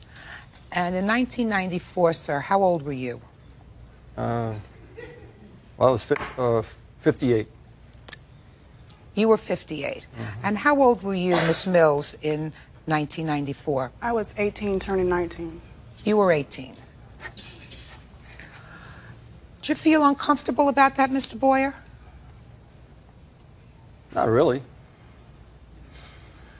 She's 18 years old. She's a baby. Yeah, that's right. In any I event. thought she was 19, going on 20. Well, that makes all the difference in the world, no, sir. I mean, no, just a matter of factual accuracy, I think. Yeah. In any event, from a reading of your complaint over the years, you helped her financially and supported her, is that right? At certain points of time, yes. Well, she lived in your house and you paid the Well, rent? it was really like in 3 different stages. First of all, if you want to call this the sugar daddy stage, it was only 4 months. Well, I'm glad you did, so I Well, didn't have you know, to. I just put it all on the table. That was the first 4 months. I played by the sugar daddy rules. She didn't play by the princess rules. In other words, I did Why don't you everything I explain felt. that? Just a second. I'm a little stupid, so why don't you explain that to me? Okay. I fully supported her, got a car for her use, paid her tuition in school. I was trying to get her, be a bridge for her to get from when she was, when I first met her, which was down and out big time, to getting through school, getting through her surgical technology school, being successful, and treating her like a first-class girl during that period. And I was there to carry it all the way through. I don't think she saw it the same way because she had boyfriends on her side. She was having sex with other guys. She brought home an STD for me. Thank you very much. Sexually transmitted disease. And I told her to pack up and get out. And I gave her some big money to go back to Alabama so she could get there safe and sound. None of the debts I'm asking for her to repay occurred during that period of time. They occurred much later. When she wanted to come to my house, she was begging me to come to my house. I said, okay, but not on the same terms. You work your part-time, I'll help you through school, furnish free rent and food. During that second period of time, sir, did you have sexual relations with the defendant? Occasionally, although I backed off, and she was wondering why, because... The word is occasionally. Occasionally, yeah. Okay, so she was 19, 20, and you were close to 60 at the time? Yeah, approximately. Okay. And is that the period of time that you're talking about, these when loans were made to her? That's right. What were the loans for? She had a real bad habit on the telephone, long-distance phone calls. After I cut her off, she went to her sister, got her calling card, ran up $600 in 2 months. I talked to her sister, so I know. She comes, so now she has no way to make calls. So she makes third-party calls, and the third party doesn't know that she's making these calls, charging her number, charging to their number. I get the phone bill 3 months later for March calls. It's a June phone bill. She says, oh, I'm going to pay you. As soon as I call her, she says, oh, I'll pay you. She never paid me, so that's number one. Okay, this is very simple. She billed them to a third party. The third party ultimately said, I'm not accepting the charges. They billed them back to the phone, your phone in your house. This is after she already moved out. Okay. I really should be right up front with you. I find your initial position really very unsympathetic. Do you understand me? Sure. You know, I mean, this is a court, and we're bound by certain rules. If she owes you money, you're going to get that money. But I find a 60-year-old guy playing a sugar daddy to an 18, 19-year-old girl, it's sort of, you get what you deserve. That's the way I feel. Now, she may have been a pretty savvy 18, 19-year-old girl, but even a pretty savvy 18, 19-year-old girl is still a baby. She's not fully very cooked. street smart. Street smart, yes, but not fully cooked, sir. And not fully cooked. So, but I mean, you played sugar daddy. You played sugar daddy, and sometimes there's a meltdown, and you get your fingers burned. If she wants to accept that role in my life, then she should do it right, and not be having sex with all these different guys and having all these different guys call the house. How long am I supposed to put up with this stuff? And be right and be good. It's one of the problems that you face, sir, when you're 60 and you fool around with somebody who's young enough to be your grandchild. Okay, that second period. All right. Hey, I know their age. What else? I got that. What else does she owe you Doesn't for? mean I'm still not a man. Come. At 60 years old, I'm still a man. I'm much more capable than a lot of punks out there living with their mothers, and they're sleeping with these girls. At least I can take care of business. Tell me about it. And I can do everything they can do, and maybe better. Judge Judy continues in a moment. I knew it was going to come down to this lowest common denominator, sex with a young girl. Big deal. Man, they should have it so good. Real cases, real people. Judge Judy. Demetria Mills says 60-year-old retired aerospace executive George Boyer knew she had another boyfriend when they made their sugar daddy arrangement. What else? Next one, she wrecked my Porsche, making an illegal U-turn. I'm not considering that she's wrecking your Porsche, sir. Did she agree to pay you for it? She agreed to pay me for it. Did you ever agree to pay? She told her relative she'd pay for it. Shh. Did she ever agree with you? Yes. When? After it was wrecked. She came home feeling real bad. Let me see the loan agreement that she made with you. That I'm going to look at. There it is right here. It's itemized on page 3. All right. She agreed to pay this back. Just a minute. And she knew she owed it to me. This is during the second period, and I was not playing sugar daddy during that period. I was just helping her out. I was just trying to be nice to her. Excuse me. She had problems. All right, let's see your end, Miss Mills. George made a proposition to me. He knew that I was vulnerable. He took... Don't tell me what he knew. You moved in. How long had you been living alone?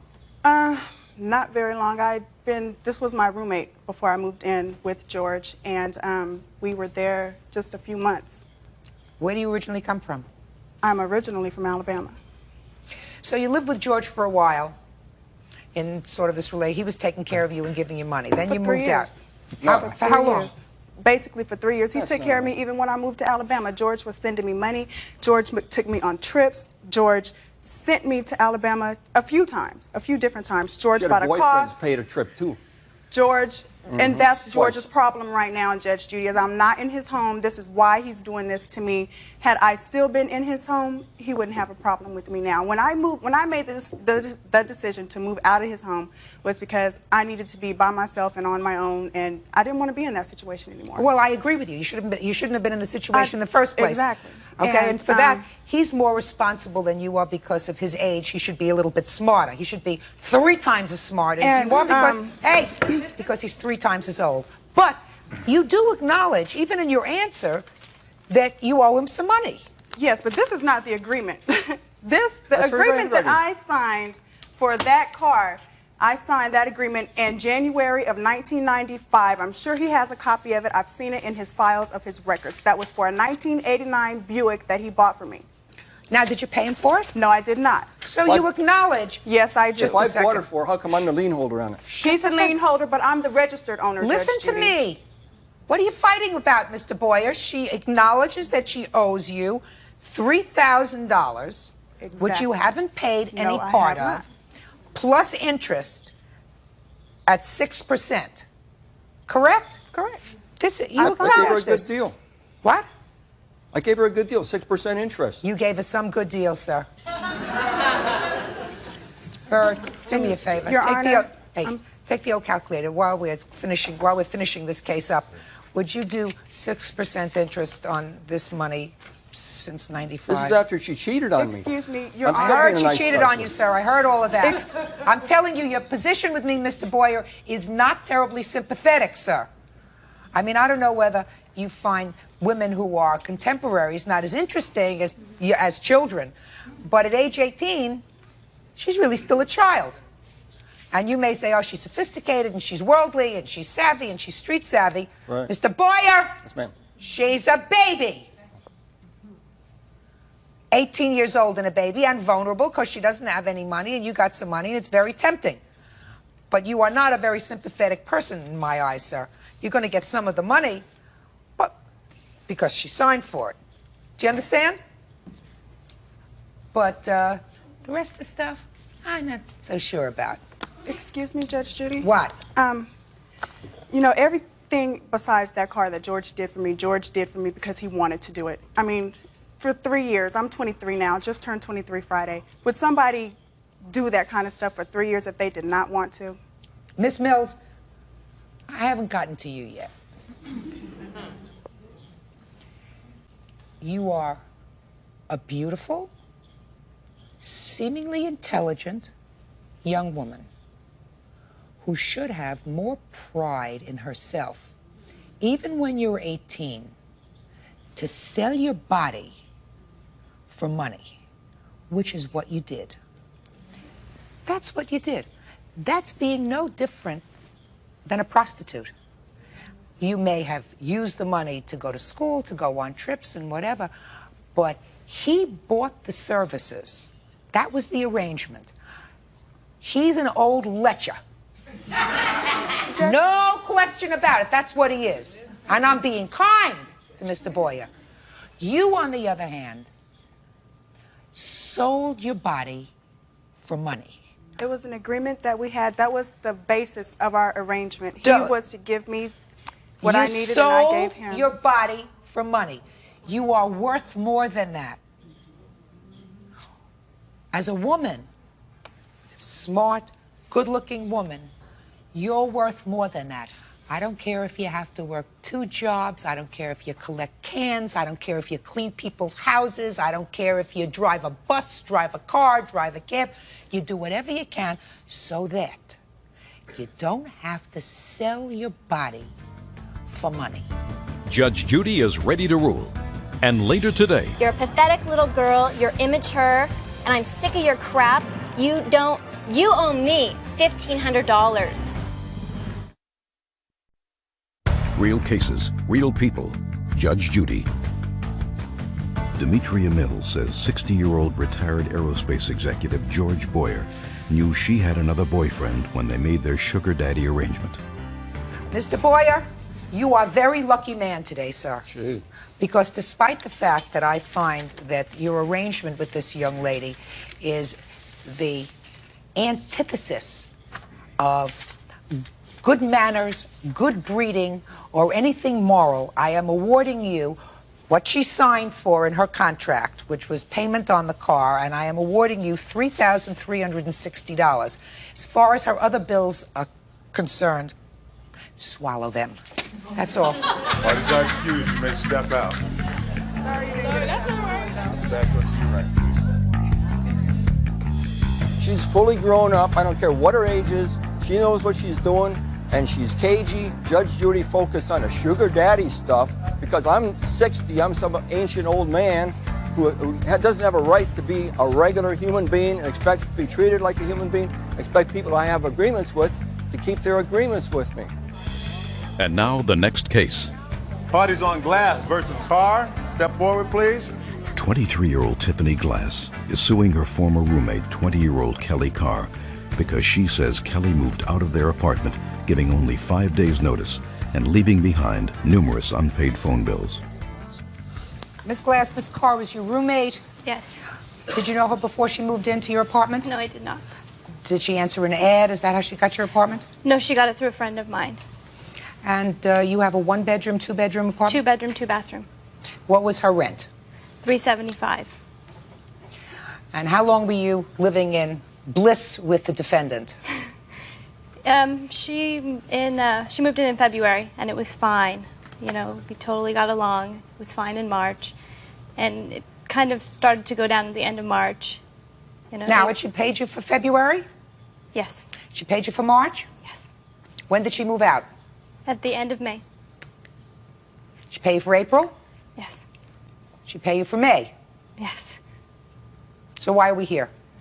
Because she left at the very end of May, and she gave me 5 days' notice to find somebody new and decided that she didn't have to pay anything else. Did you have a lease with her? No. So? She just left. You weren't getting along? Correct. Is that right? Right. Why weren't you getting along? Well, I didn't really know. There wasn't enough communication between the two of us. But you knew enough to know that you weren't getting along? Pretty much. But there was never enough, oh, well, I'm moving out. Oh. It's hard to live with somebody. Yes, it is. Well, since she paid you for the months that she was there and she moved out 5 days before the end of the month, did she owe you any money? I mean, other than the rent. I'm not considering the rent. Before that, she didn't pay the deposit when she moved in, but I said, don't worry about that until June because, you know, at the end of June, the other roommate, blah, blah, blah, was going to get hers, and then she could give it to me then. Fine, so we're not talking about the deposit. But other than the rent, she's paid up? Oh, no, there's several phone bills. What phone bills? Which phone bills? Mm-hmm. There was phone bills from, the statement date was on June 23rd, and then it went back into May. It went from May to June. And there was a $40 900 call that I shouldn't have paid, and there were several long-distance phone calls. In what amount? Come, quickly. Around $75. In long-distance calls? In long-distance calls. Okay. Tell me why you left. I left because living with her was unbearable. I went through, starting back at the end of March, early April, out of the blue, I started getting notes on my bed saying, you need to stay away from my friends. When I first moved in with her, I had just moved down to California. I didn't know very many people. Tiffany was nice, and she took me out. She introduced me to people, but then she tried to take that away. She said, you stay away from my friends. My friends are my friends. Your friends are your friends. You're going to make my life miserable. So girly things. Girly things. Girly things. All right. Girly things. You paid February, March, April, and May. She says that you owe her $115 for phone bills. I owed her approximately $150 for everything. That was gas, everything. And I told her when I gave her 2 weeks' notice that I would be leaving, that I will pay that. You just send me the bills to my grandmother's house, and then I'll send you a check. But when that happened, she began leaving harassing, vulgar phone mails on my voicemail. I would get them at work. They would disturb me at work. I would have to leave work because I would be so upset. I got harassing I have copies of the messages on papers. I have letters that she sent me threatening me. That you owe her money? That I owe her money, and if I don't, she's telling I quote, every living soul what I have done to her. I didn't do anything to her. I was protecting myself. I left. I didn't have to give her any notice, but I gave her 2 weeks' notice, being the last week of May, and then the first week of June, and I gave her 1 week's rent. For June? For June. I have paper here to prove it. Judge Judy is ready to rule. Explain something to you, Ms. Carr. We don't even have to go into that. She is no longer claiming you owe her any money for rent because I'm not giving her any money for rent. I believe that you paid her all the rent that she's going to get. So you acknowledge that you owed her some money for phone bills. Is that correct? Right, yes. Good. Fine. Then we have no problem. Judgment in this case is for the plaintiff in the amount of $115. That's all. Parties are excused. You may step out. Judge Judy will continue in a moment. And on the next Judges number 61 on the calendar in the matter of Lawnborg versus Romano. Parties have been sworn in, Your Honor. You may be seated. Have a seat, sir. I've read your papers and I'm trying to decipher them. A little complicated. What I gather, Ms. Longborg, is that you were both in a romantic and business relationship with the defendant. That's correct. How long was the romantic relationship? We started dating in February of '95, and when did you go into business together? June 30th, July 1st of 95. And that was a pool business? Correct. Yes, ma'am. According to your complaint, sometime in 95, the defendant was using your van. Right. Stopped for speeding. He had some Exactly. outstanding warrants from tickets, Mm-hmm. and you bailed him out. Right. How much did you pay for the bail? For that one in July, it was $2,050.70. All right, let's take that one first, sir. Tell me about that incident with the van. I got pulled over. It was towed due to lack, no license. I wasn't No, you had no license. Correct. I had no license. Okay. I don't think I was arrested that day. I'm not sure. They did tail the van. We got it back. But as I was taking care of tickets, since I had a lot of failure to appears, and these tickets were 5 years old, they decided they wanted to hold on to me when I went in to take care of them. And that's when the bail was, that's when she would bail me out. Bailed you out and paid the tickets. Right. Did you pay her back? Of course. Yes, ma'am. Let me see. Okay. Well, through our business relationship, Mrs. Longmore ran the business and was paying herself back for many other things, but also the tickets. I do have the business books here, which is in her writing. Your Honor, Just a minute. You say she was paying herself back through writing checks. To herself, correct. Marked loan payment. Is that correct? This was a personal loan guaranteed by him to pay me back from his personal funds, not through the business. Well, did you take any money out of the business other than your salary? I have not taken a penny out of the business for a salary. I loaned the business initially $4,000 to buy the first route. Is that true? Yes, ma'am. And Okay. $25,000 in January of '96 to buy a second route. The loan payments that are coming out of this checkbook for the business were for the purchase of prior pool businesses. Has nothing to do with his personal legal problems. There came a point in time, I assume, when the two of you romantically separated, and I assume at that time... There was some disagreements. He's a very hostile and angry person and very manipulative. He lived in my home with his children. In my home, I cared for them and paid for them, and I did many things for him. And he did some things for me, helped me take care of my daughter. And I had a zero tolerance for drug use, and he came home one time after he'd gotten stoned with his buddies, and I had packed up all his stuff to move him out, and when he came home, he just packed it, he just moved it right back in and said, never do that again. So that was October of '95. So I've been patiently trying to resolve these conflicts and working on it, and it's just been very difficult. He's very manipulative, and he knows my vulnerabilities, and he presses on them. Were you paid back all of the money that you put into the business? No, ma'am. You told me it's about $29,000 that you put into the Plus business. the van, right. Plus the van. Which he's sold. Did you sell the van? Yeah. Yeah. She signed the pink slip in a bill of sale. It was paid for. I didn't sell it. I traded it in. I bought a pool truck. I changed the name after the assault where he beat me up. When was that? This particular assault was December 19th of '96. Was he arrested for this assault on you? He was, yes. And he made bail. And the person that bailed him out that time got paid back within 10 days. What happened with that case? He pled guilty on June 16th, and he got 1 year and 5 days suspended sentence, 3 years probation. Is that correct, sir? Here, if you want to know what I got, I'll give it to you right here. I don't know. I want to know if you pled guilty. You don't have to look in your papers for that. I didn't assault her, first of all. You didn't assault her? No, ma'am, I didn't. But you pled guilty to it? Yeah. He beat me up 3 times within a 15-hour period. He made bail and went right to my apartment and beat me up again, and that's when he stole the van the first time. That's incorrect. That's incorrect. There's pictures and everything. It's incorrect. There's a huge case down in Mr. Romano, Yes. you pled guilty to the assault. Is that correct? No, those charges I didn't. I don't know what I pled to. It wasn't those original charges. I was charged with assault with a deadly weapon, which I was. What was the deadly weapon? It's supposed to be a bat. A baseball bat. My child's bat. No, it's a Louisville Slugger. Where did he hit you with it? On the leg right here. Judge Judy will continue in a moment.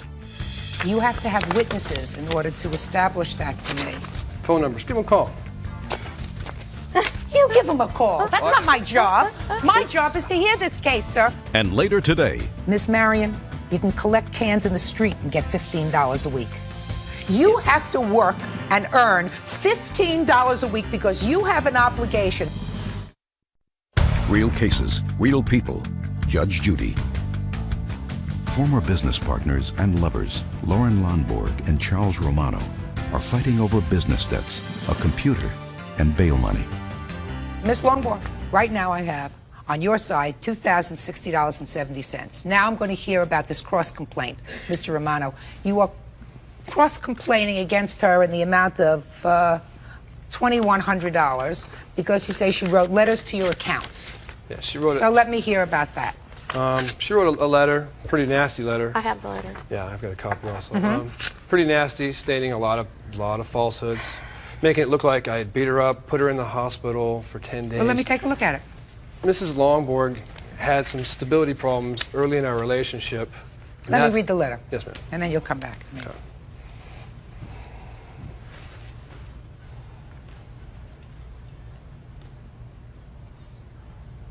Well, you seem to, in a chronological order here, describe not only your business but your personal relationship with the defendant. Right.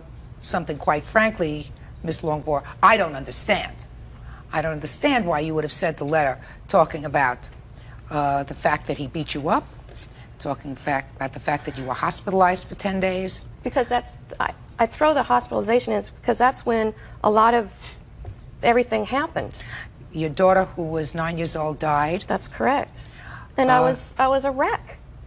And that's when he took advantage of me. That is not true. Mrs. Longborg stayed with me after her daughter passed on, and after she got out of the hospital for 2 weeks in March, from March 15 on, because she was getting kicked out of her apartment. Well, and listen to me. It sounds to me as if she has had a very difficult time. Yes, she has, definitely. And I mean, you lose a child, that's the most difficult thing in the world. This child was severely handicapped. She was a special child to me and my children. I love this little girl just as much as anybody. She was taken to my mother's daycare. I treated her just like she was one of my own. I mean, like Mrs. That's all true, but it doesn't give him license to steal everything from me. Why did you write this letter? At the time, the DA had assured me that this was going to trial. This was the 5th trial date, and that Wes was looking. I didn't say he was going. I said it was told to me that he may be spending as much as up to 1 year in prison or in jail for these crimes. Wes was making arrangements with his buddies to take over the accounts, which these are incredible estates, and I would not trust his buddies. Miss Longmore, there is something disingenuous about what you say to me. I'm going to tell you why, madam. Because if your concern was for the business, a very simple letter to the clients indicating that there may be an interruption in service. I cannot vouch for the personnel who are going to be dealing and servicing with the accounts, and since you've been dealing with me over the phone, I want to let you know I am no longer associated with the business and cannot personally vouch for the people who will be servicing your pool in the event that Mr. Romano is not with us for a year. You instead chose to, in a very systematic way, allow these strangers into your private life. That was my choice. Well, now, you have to establish to me, sir, that you had some loss as a result of that. Well, I lost, it has changed. I lost one more customer as of this letter. Well, you're going to have to establish to me that your loss of business was as a result of this letter. Right here. Here's 4 these people. As this gentleman was with me as we're on the route, people are coming out. Hey, what's this letter? Are you going to jail or not? Now, listen to me, sir. You have to have witnesses in order to establish that to me. This gentleman right here witnessed. They said, I don't want service anymore. I don't want to get in the middle of this. I'm sorry. Thank you for your service. Goodbye. Now, listen to me. They have to come to court. They don't want to get in the middle of it. They don't want to come to court. Well, they may not want to get in the middle of it, but you've established one part of your claim. The second part of your claim is that as a result of that, you lost business. Phone numbers. Give them a call. You give him a call. That's not my job. My job is to hear this case, sir. Your job is to bring witnesses into a court so that I can question the people and make a determination as to their veracity and what motivated them and ask them the questions, not somebody who overheard them. That's why we do not allow hearsay in a court. Judge Judy will continue in a moment. And later today, she got a payment once every month. And if she didn't, she sure got on my case and got it somehow. Real cases, real people. Judge Judy. Former business partners and lovers, Lauren Lonborg and Charles Romano, are fighting over business debts, a computer, and bail money.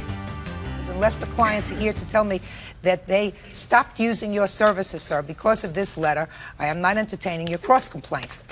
I mean, I think that the letter was in terrible, was very poor taste, very bad judgment, and certainly unprofessional. I felt no other alternative. She's trying to slander my name for me to lose customers because she has nothing to lose. She is not part of the business. She is no longer part of the business as of December, and she's merely just trying to ruin my name. How do you determine that? Miss Longborg.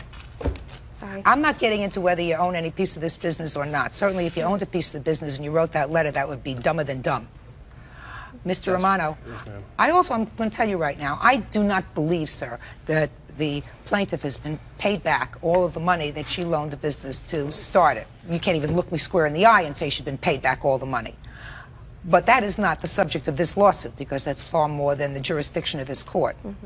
I am entertaining your application for the money that he owes you as a result of the personal loan that you made to him for his bail and for the tickets, because I really don't believe that you have been paid back for that. So I'm awarding you a judgment in the amount of $2,060.70. That's all. Parties are excused. You may step out. I'll back up to your right, please. I have zero tolerance. You knew that on the day one. I smoke pot once in a while. Shoot me. You want to do it right now? Shoot me. Am I done? And now the next case. All parties on Olson versus Marion. Step forward, please. 34-year-old Brenda Olson is suing her childhood friend, Nikki Marion, for not repaying a loan. Nikki says she doesn't have the money or a job. According to your complaint, Miss Olson, the defendant was a childhood friend of yours. And there came a time when she needed some money and you lent her money. Correct. She refuses to pay you back.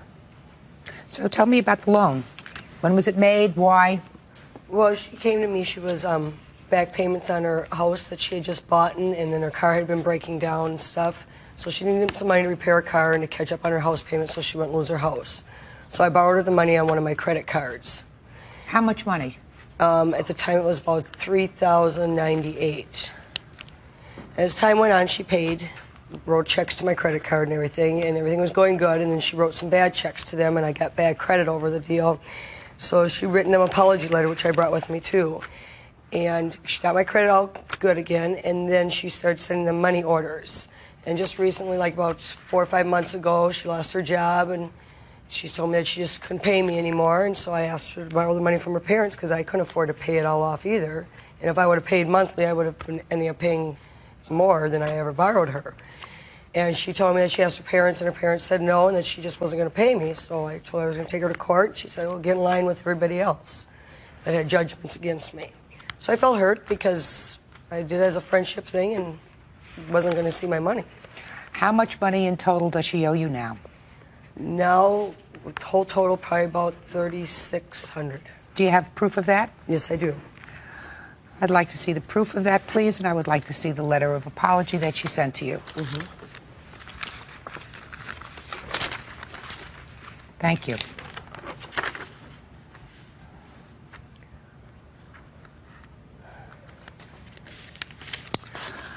Miss Marion, how come you borrowed this money from your friend? You did borrow it, didn't you? Yes, I did. Well, how come? To have my car fixed and to make some payments on my house. Wasn't there anyone else you could have asked for the money? Relative? Parents? No. Why? My parents won't borrow me money. Have you borrowed money from them before? Years ago. Did you pay them back? No. Is that one of the reasons why they won't lend you money again? Okay. So you went to your friend, and she lent you the money. Correct. So why don't you pay her back this money? Well, first of all, I don't have a job, and I have no income. Why not? Because I was laid off of my job of 7 years. When? In November. Let's talk about before November. You weren't paying her back before November. That's not correct. Prior to November, I was paying her. I was giving her cash and money orders when I could. When you could? Well, she got a payment once every month. And if she didn't, she sure got on my case and got it somehow. You seem to have a resentment when you say she got on my case. Yeah, because this is I don't know, it's a rivalry for us. I mean, Why? Because it's back and forth. I've lent her money, she pays me, I've lent money, it's back and forth. It's been for years. How much money did you lend to her? Over the years, I don't have a true record of it. We've known each other since we were little kids. I'm talking about big money, Miss Marion. I mean, did she ever borrow $1,000 from you? No. I'd say in the hundreds. Paid you right back, though. And she paid you back? Yes. Well, that's the problem. What's your excuse? What's your defense to this case? I don't have a job and I can't pay her the $50 a month that she wants. And when I lost my job, I called her and asked her if I could pay her less than that. And her attitude was fine. That's what the interest is on the credit card. And then 2 card. weeks later, she calls me and all of a sudden, I'm taking you to court and blah, blah, blah, blah, blah. And I didn't ask to never pay her. I asked to pay her less until I got a job. She has to pay these bills on her credit card because this money was borrowed on her credit card. She chose to put it on her credit card. Thing is, I didn't go up to Brenda Olson and say, Brenda, please borrow me money. Brenda knew my situation. Brenda offered to borrow me the money. How she chose to get the money, putting it on a credit card. how she chose to get the money was her choice. If she chose to put it on a 17% credit card, that's her choice. I didn't ask her to do that. Judge Judy is ready to rule.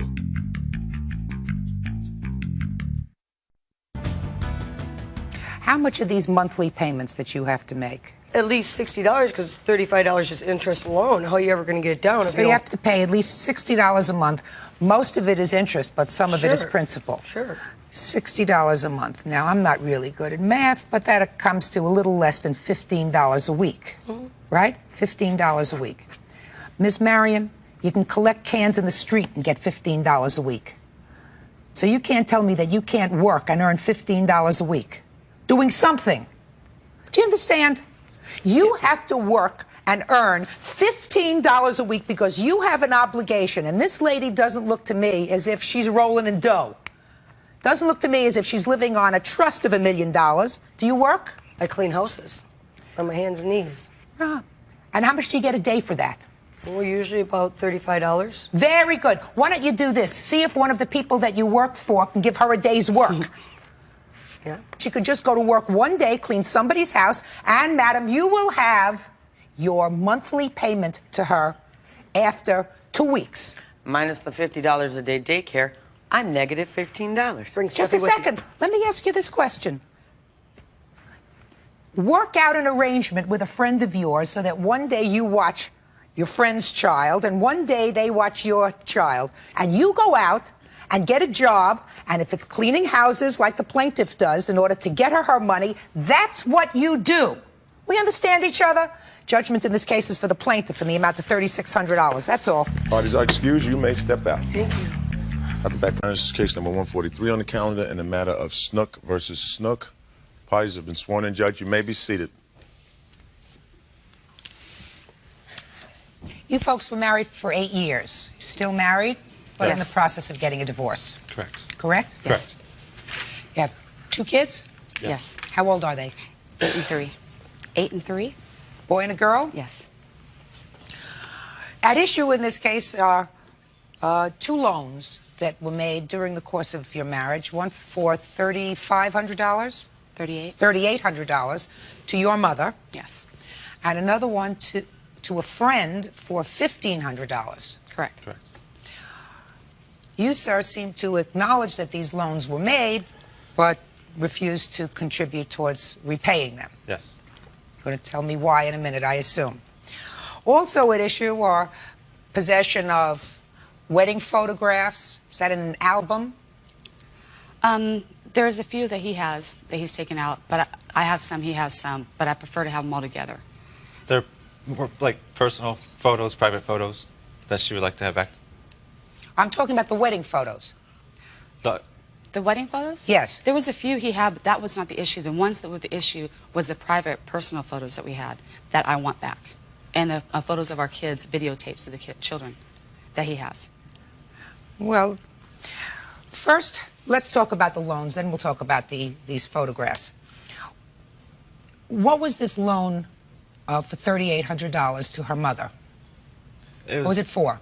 Money accumulated through the time of our marriage that her mom had loaned her. What do you mean loaned her? Excuse me. Yes, thank you. Just a second. Sorry. I don't need help. What do you mean that she loaned her?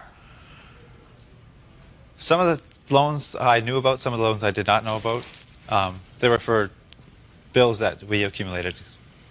Well, sir, you seem to acknowledge that her mother made loans to you as a couple Yes. for your bills in the amount of $3,800. Now, that doesn't mean that he's responsible to pay the $3,800. You understand that? That he's not responsible to pay it? No, he's only responsible to pay a portion of it. Yes. Half of it. You seem not to understand that in your papers. Well, he won't pay any of it.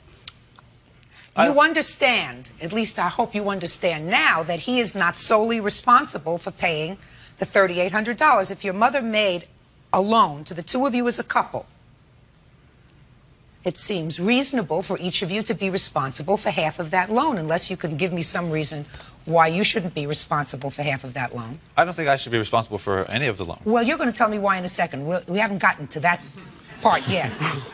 First, I want to make sure that she's being reasonable.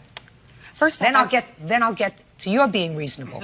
First off, I do think he should pay for most of it too, because part of the loan that we took out, she wrote off $2,500 of it through my college education that I had before I met Jamie. And I don't understand that. We had a debt of about $6,500, and she wrote off $2,500 of it as a thank you to me for me paying for my own college.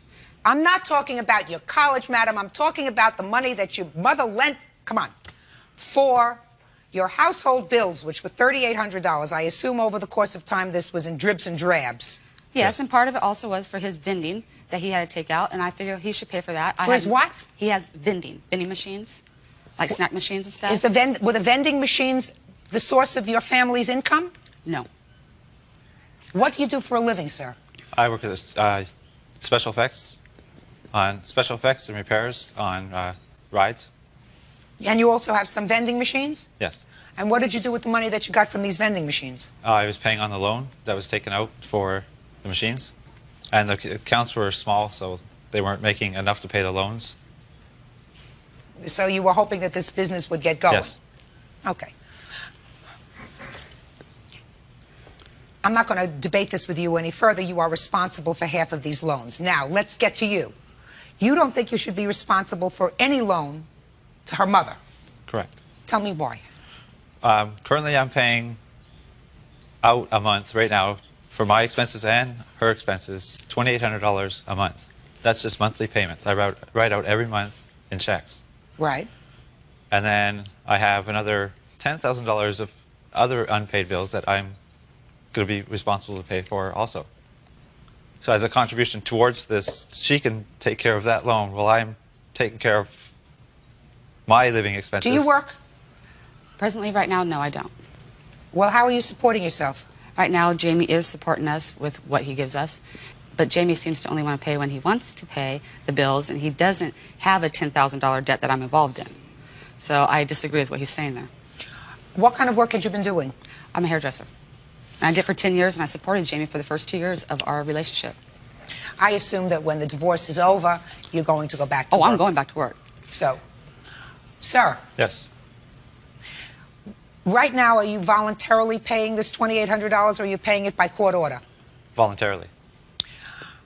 You're going to have to allocate some of that money towards repaying the loan to her mother.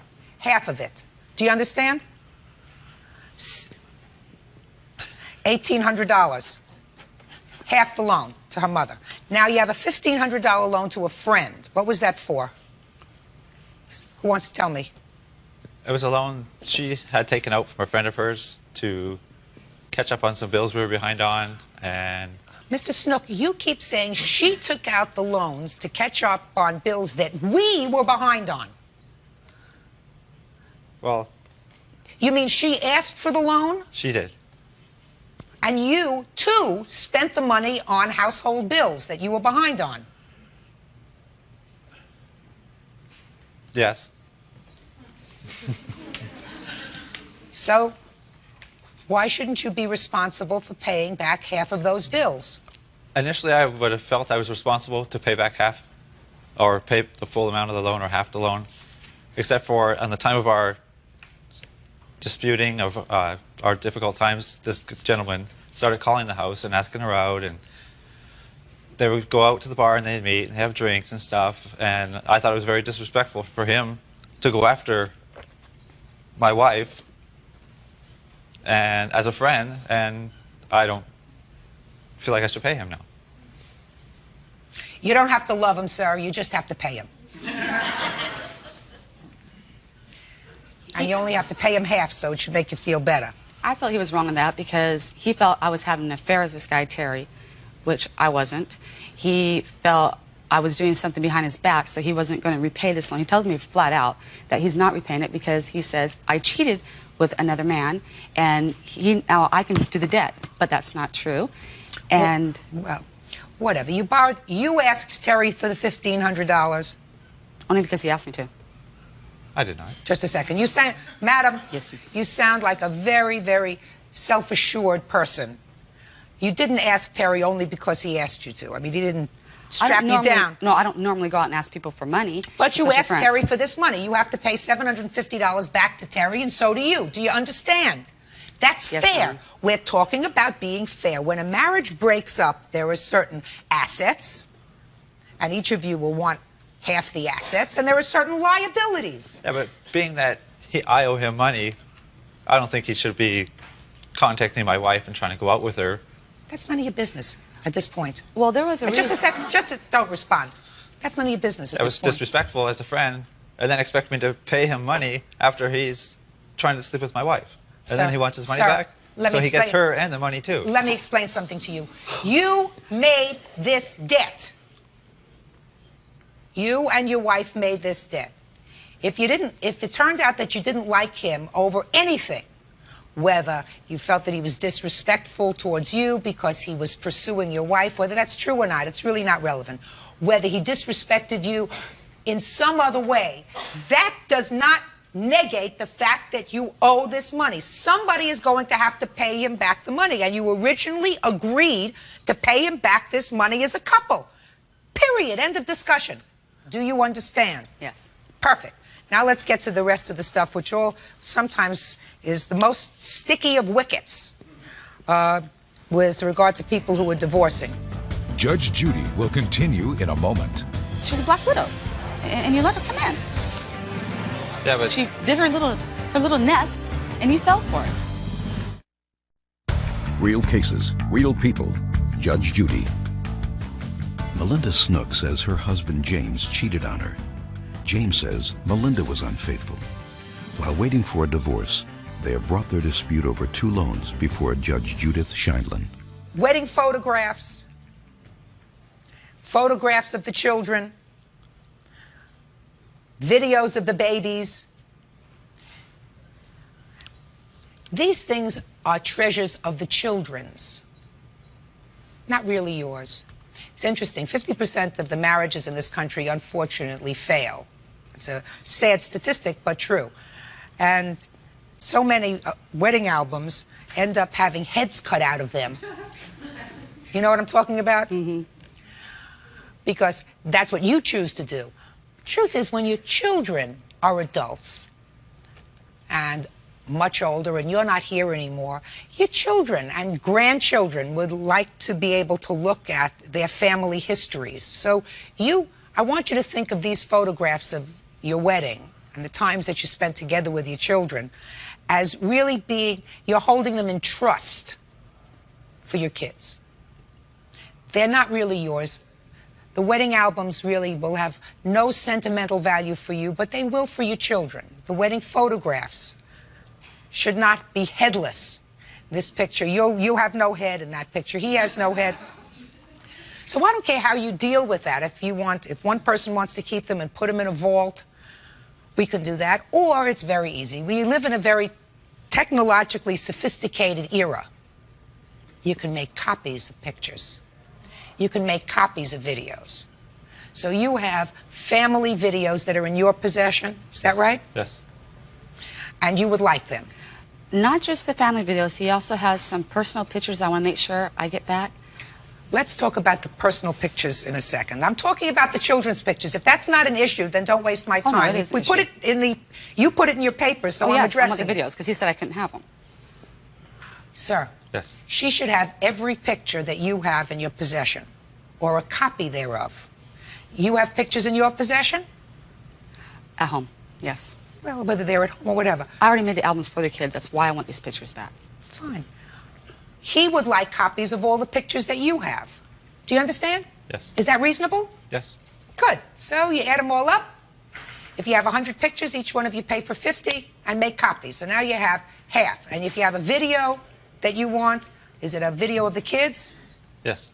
How many videos do you have of the children? About roughly 8 or 9. I have them here. Let me see what they're on. What kind of thing are they on? I'm on VHS tape. 8 Just a second. My technical advisor is giving me some information. You can copy them on a VHS tape. Good. You can copy them on a VHS tape. VHS tape. Make her a copy. So she has a copy and you have a copy. Is that fair? Yes. Perfect.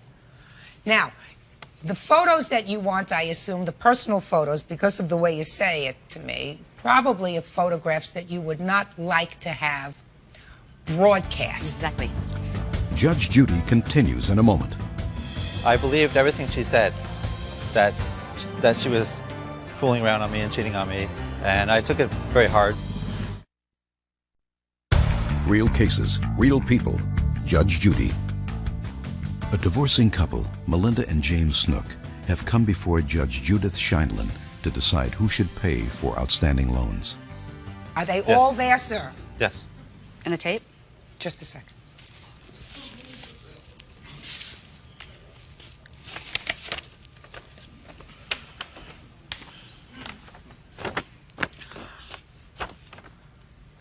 I want you, And this is a negatives? tape, Yes. the tape in issue. Don't tell me what's on it. This is a family courtroom. I want you to look at these photographs and tell me if these are the photographs that you have a problem with. Okay? If they're not all there? Well, don't speculate. Look.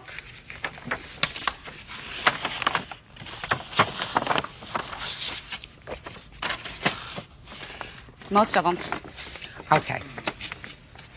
There's a few I can see that he might not call bad that I still consider bad, but aren't in there. But these are the worst Yes. of the lot. Yes. Now, you want them back or you want them destroyed? Destroyed. We're good at that. Okay, so And you no understand the copies were ground made? rules? Everything that you have of the kids, everything that you have of the kids is going to be copied so that each of you has a copy, so that hopefully the children will have always copies, pictures of themselves growing up, Exactly. that you will each have photographs. Hopefully that the children will always have the photographs to look back on. And you, sir, are going to give her a check for $2,650, and you are going to assume those two debts yourself. Do you understand? Yes. Okay? Now, is there anything that I've left out? Yes. What? A mutual friend of ours that caused this whole thing that he is bothering to leave out why he won't pay the debts. Judge Judy continues in a moment. She was convincing, I guess. Why? Why? She told me what I wanted to hear.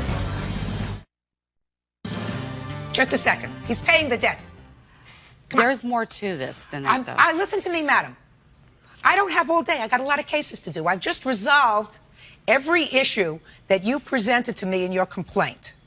Okay? I'm not a psychiatrist. If you have a problem, you should see a therapist. I'm here to resolve legal issues. Now, Well, are there any other legal issue of property Yes. that I have not resolved? There was some pictures, as I said, that are missing that brought know into about a girl. It brings in another friend that caused a lot of problems. Did you understand what I said, Ms. Nook? Yes. Good. Is there any other property that you are interested in There is. What? There's a few, but I know he doesn't have them all. There might be nothing to you, but there are to me. Listen to me. I have just resolved this. You understand what the court's ruling is? Yes. Good. One last bit of advice. You made 2 children. They're very young. They're 8 and 3 years old. You are going to have contact with each other for the next 20 years. Graduations, proms, engagements, weddings, after that, grandchildren. If your marriage is over for whatever reason, I want you to love your children more than you hate each other. Is that fair? Yes. Your children didn't ask to be born into a war zone. And I'm certain that when you had your kids, you had every intention of giving them a loving, secure home with 2 parents. That didn't work out. The children's emotional security should be paramount in your mind. And I want you to understand, and you to understand, that if either of the children has an emotionally damaged parent because of what you do to each other, that's going to hurt the kids. So I'm very serious with you. Love your children more than you hate each other. Okay? That's it. Parties are excused. You may step out. Good call, Judge. On the calendar in the matter of Trombley versus Trombley. Parties have been sworn in, Judge. You may be seated. You 2 folks are married, in the process of getting a divorce. You've been married for 2 years. You have a 2-year-old child, Mrs. Trombley. I have your complaint. You are seeking $5,000 from your husband for emotional stress. Yes, I am. Well, I'd like you to tell me about it. You have a countersuit. I'll hear that in a minute. Go ahead. Well, I'm really suing because he broke into my best friend's house. I tell you, While I was this there. has nothing to do with your best friend's house. There's nothing in here in the complaint about Well, he your broke best in there friend's and house. attacked me. Well, let That's me hear what brought about it. this complaint. Let me hear about it. The attacking you is something else. Let me hear about the attacking you. Once he entered the house, Yeah. He ran through the house and threw me against the wall and kicked me and then left with our daughter screaming in the living room. What had precipitated this? I hadn't come home the night before because Why not? Because I was afraid of getting hit. And when I did come home in the morning, he raised his hand to me, and if he hadn't seen my friend, he would have hit me. That's untrue. There was no threat of violence of her coming home at any point ever. She was with her friend partying late into the night. He says you do drugs, Mrs. Trombley, and that you depleted the bank account of your family, took checks out, forged checks, ran up bills, forced them into bankruptcy, all because you were doing drugs and staying out, and partying with your friends, etc. Any of that true?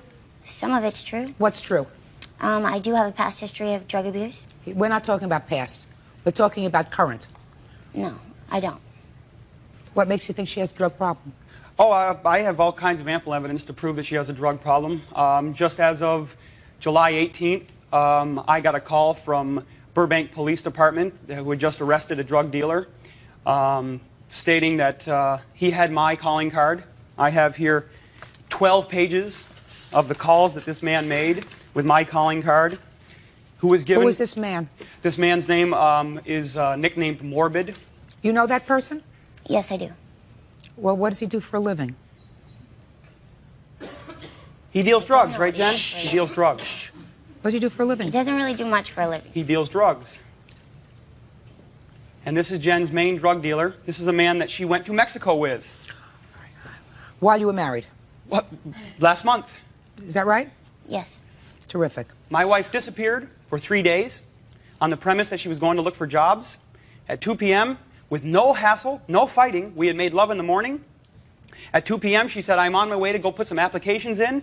I did not see my wife for 3 days, at which she had taken both sets of our car keys and left me in the care of our daughter. I have a full-time job. I had to take 3 days off from work. On the third day, risking financial ruin and losing my job, I had to take my 2-year-old daughter to work with me. No calls from my wife. Does that sound familiar to you, Miss Trombley? Yes, that's all true. And it was all because I was afraid to come home because he was hitting me. Afraid to come home, so she takes a vacation with a drug dealer to Tijuana, Mexico. Mr. Trumbley, Order. let me tell you this, sir. Let me tell you this. I read your answer to her complaint. Her complaint is nonsense. I don't know whether you hit her when you got into the house. I'll explain to you exactly the events preceding that incident. Your Honor, we have 2 separate police reports for domestic violence. We have and a one restraining order police that was report. put on against him. Was there for ever a my trial protection. on that restraining order? Yes, there was. And what happened to it? What happened to it? Today, that case was settled and dropped. Plead out. What do you mean, settle, drop, plead out? What does that mean? I pleaded no contest to 1 count of battery. Does that have to do with this incident? It has to do with the incident where I pushed my wife away from a front door for not taking our personal life into a hallway. Was that at her friend's house? Just Yes. a second. Yes. This is the incident at the friend's house. Yes, let me... Let me. Yes, ma'am. And I'll ask you to fill in so that there is some semblance here. According to your answer, she had gone over to her friend Lori's house, right? And this was after she had disappeared for a few days. No, that's... She had already disappeared. There were periods of time, according to your answer, sir, that she had left you in care to care for your daughter. Yes. And you were afraid that when she went to Lori's house and didn't come home right away, that she was going to do it again. Well, let me explain a little bit earlier in the evening. It was that very morning that I was late for work. My wife came home at 6:30, where I would have had to have left at 10 of 6 to make it to work. She knows this. We've had many, many fights about it. It's when she showed up with Lori, I did go like this in anger, not to hit her, but just as a show. I'm this angry. How could you do this to me again? That very night, when I came home from work, Lori and Jen and Aubrey were there in the house. They said, we're going to take Aubrey out and get some shoes. They left. They came back at 7:30 p.m. while I was watching TV. My daughter comes through the front door crying. But my wife did not come through the door.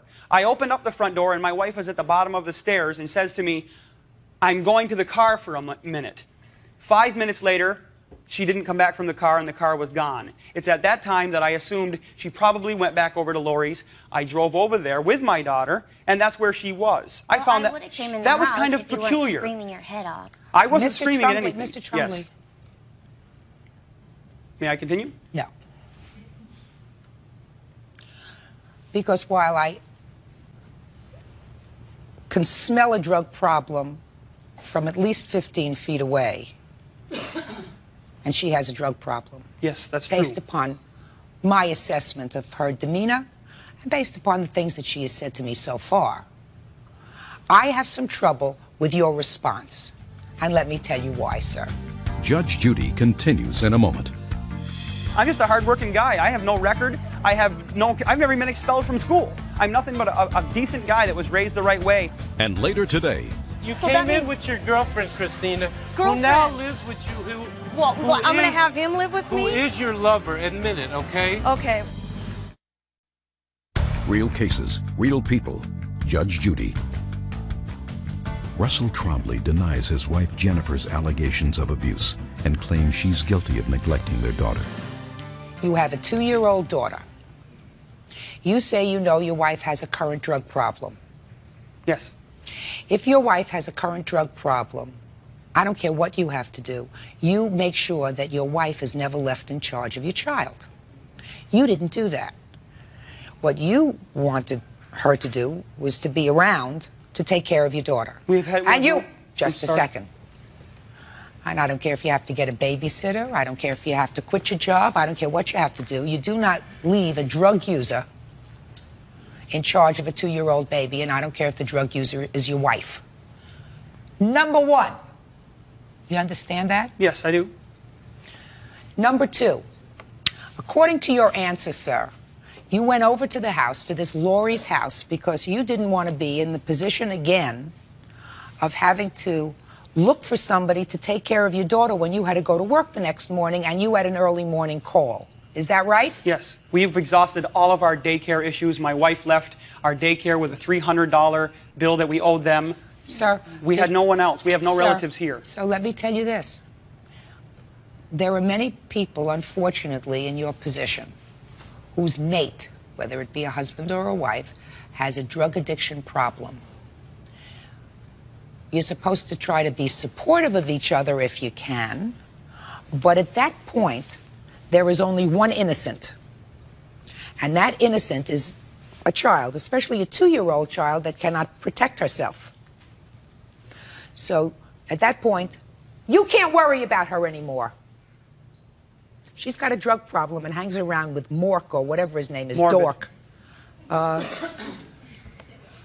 Those are the kind of people that you hang around with if you've got a drug problem. That's all she hangs out with. Drug dealers. All drug dealers. That's Fine. everybody she knows. Well, then, sir, if you allow your daughter to hang around with her and to hang around with drug dealers, then you are as guilty of neglect as she is. Do you understand me? In my eyes. With all due respect, Judge, these are events that have only come to my knowledge within the last couple of months.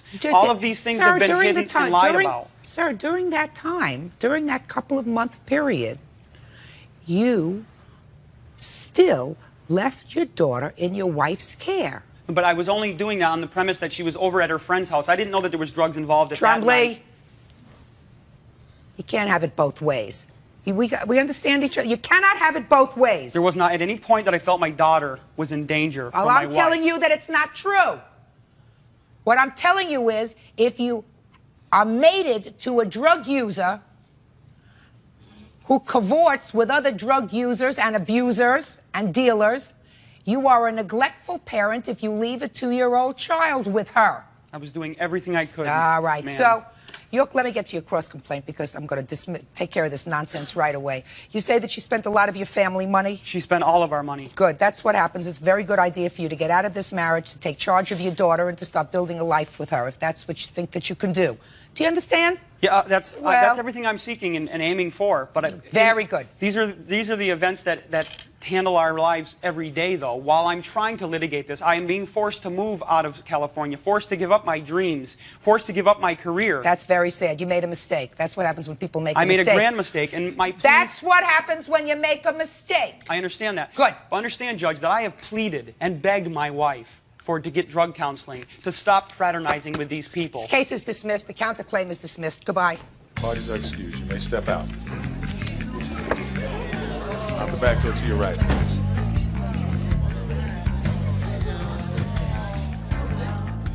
I want to get as far away from this woman as I can. I believe she's nothing but pure evil and will not help herself. I don't think there's any saving her. And now the next case. Parties on Silvas versus Boga. Step forward. 70-year-old Frank Silvas is suing 33-year-old Christina Boger, a woman he says was his lover and bride-to-be. According to Frank, when their plans to move in together fell through, Christina kept his furniture. But Christina says she and Frank were never boyfriend and girlfriend, and the furniture was a gift. Mr. Silvas, according to your papers, sir, you are a recent widower. Yes, ma'am. And you were married to your wife for 45 years? No, 41. 41 years. Shortly after her death, you met the defendant. Right, but 18 months after. And she was selling some sort of electrical Well, the bed? night before I met her, somebody called the house was looking to make an appointment to sell mattresses. And I told the gentleman, says, I'm not going to buy one. He said, well, we got a new sales person. He didn't tell me it was a male or a female, you know. Cut to the chase. Okay. She came to sell you a new mattress. Right. And according to your complaint, sold you a lot more. Right. Judge Judy continues in a moment. I slept over there about three or four different times. In fact, we went to Laughlin. First time we went to Laughlin. Real cases, real people. Judge Judy.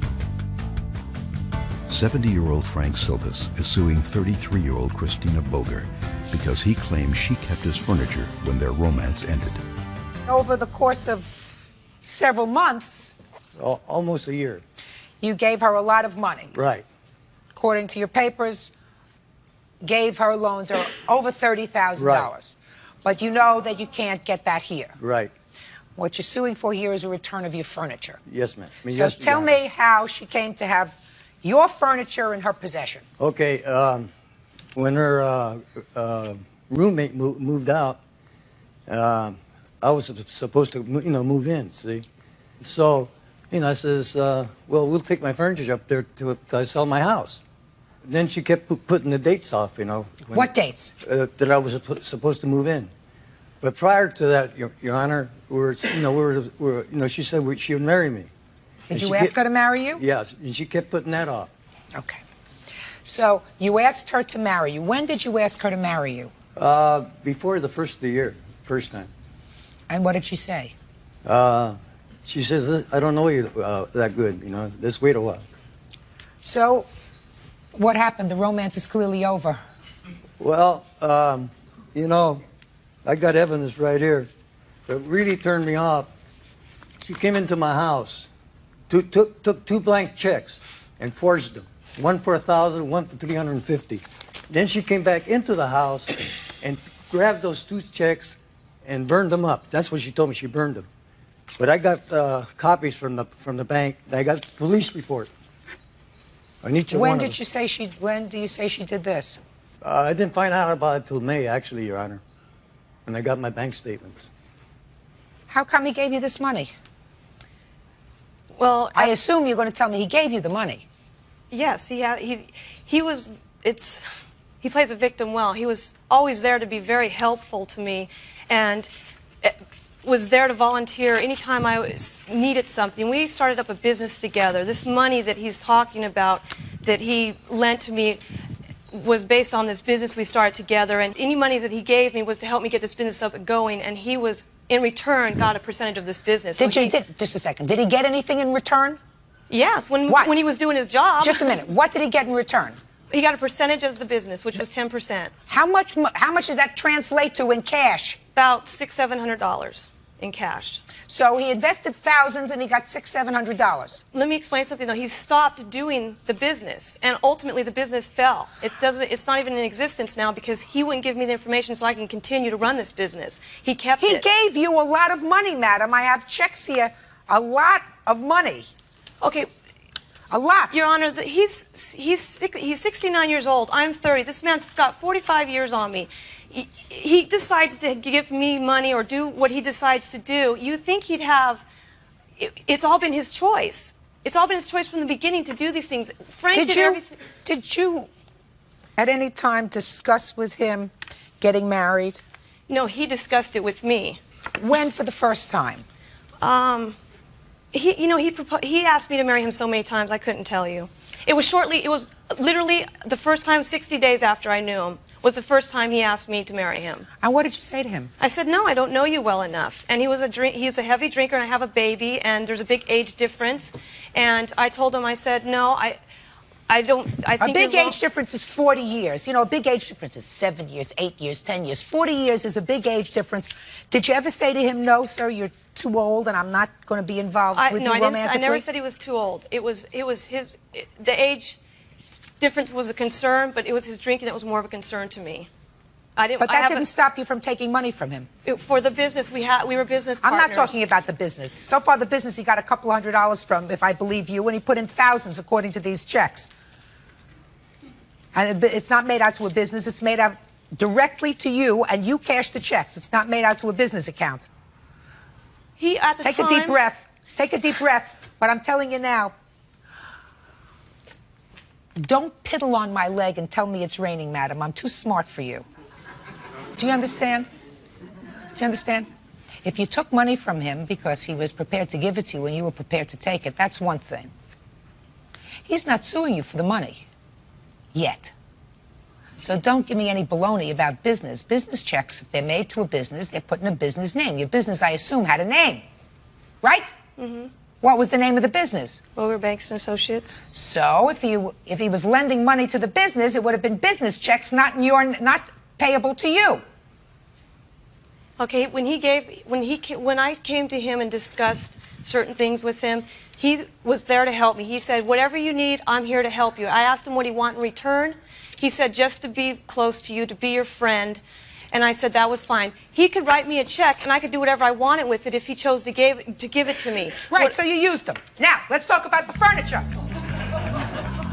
Judge Judy will continue in a moment. I want to know if the following things are in your home, madam. Butcher block. Pardon me? Show this to her, please. Are those things in your home?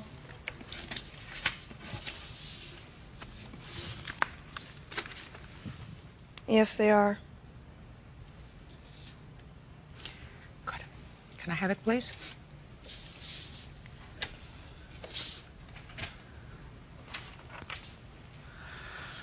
Court will draft an order that within 3 days of today, all those items will be picked up and returned to Mr. Silvas. Do you understand? Mm-hmm. All of them. And they better be in the same condition that they were when he gave them to you. Do you understand that? Mm-hmm. Perfect. Thank you very much. That's all. Parties are excused. You may step out. And on the next. Hello mọi người nha, chào mừng mọi người đã quay trở lại với channel tôi vẽ tranh trên kênh YouTube của mình. Và hôm nay chúng ta sẽ cùng nhau tô màu cho bức tranh hình ảnh của những đàn cá đang bơi dưới biển. Và chúng ta sẽ cùng nhau tô màu bức tranh này của mình nha các bạn.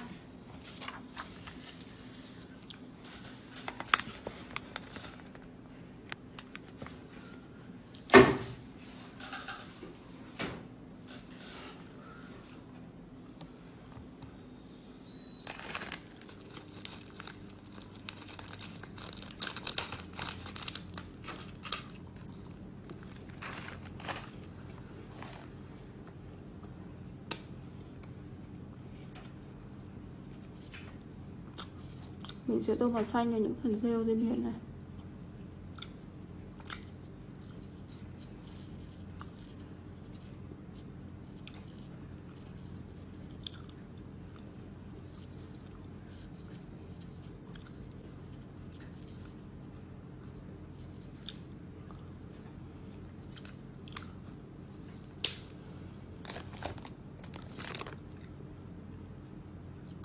Phần sao biển này mình sẽ tô màu vàng nha.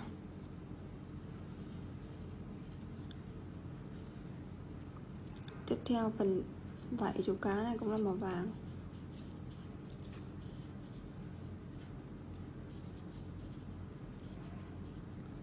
Phần đuôi này. Chú cá này là sẽ là một chú cá vàng nhỏ nha các bạn.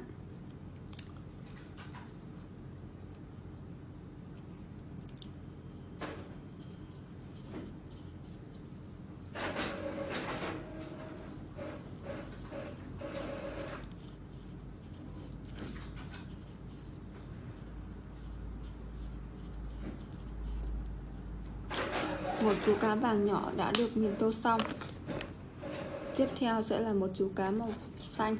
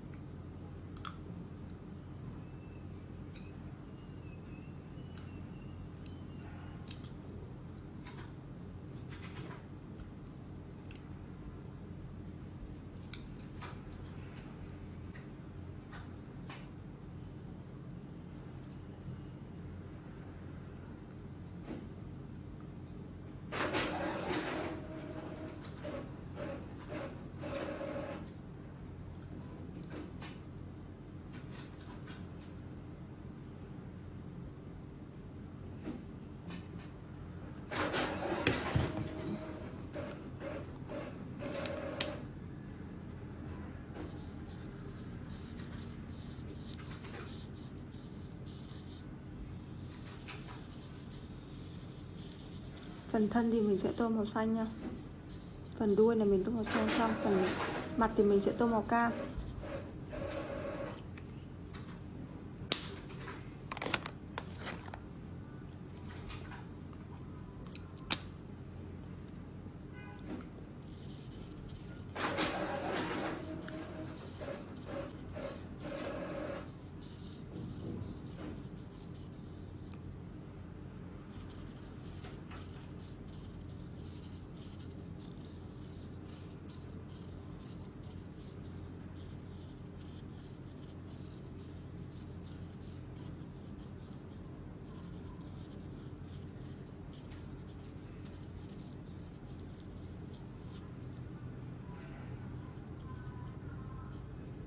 Chú cá thứ hai màu cam đã được mình tô màu xong. Chú cá thứ ba sẽ là màu hồng nhá.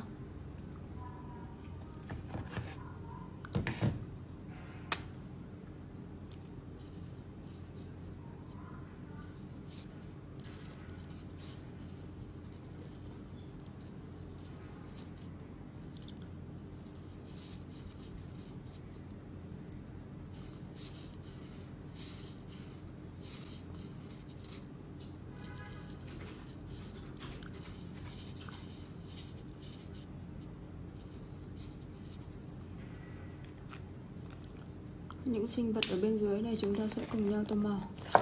Mình sẽ tô màu vàng cho chú ốc trước nha.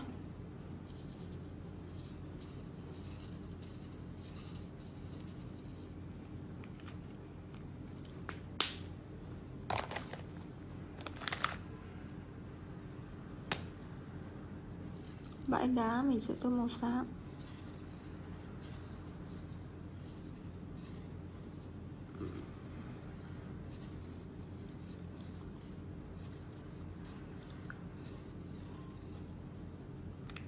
Tiếp theo những viên gạch thì mình sẽ tô màu đỏ nha các bạn.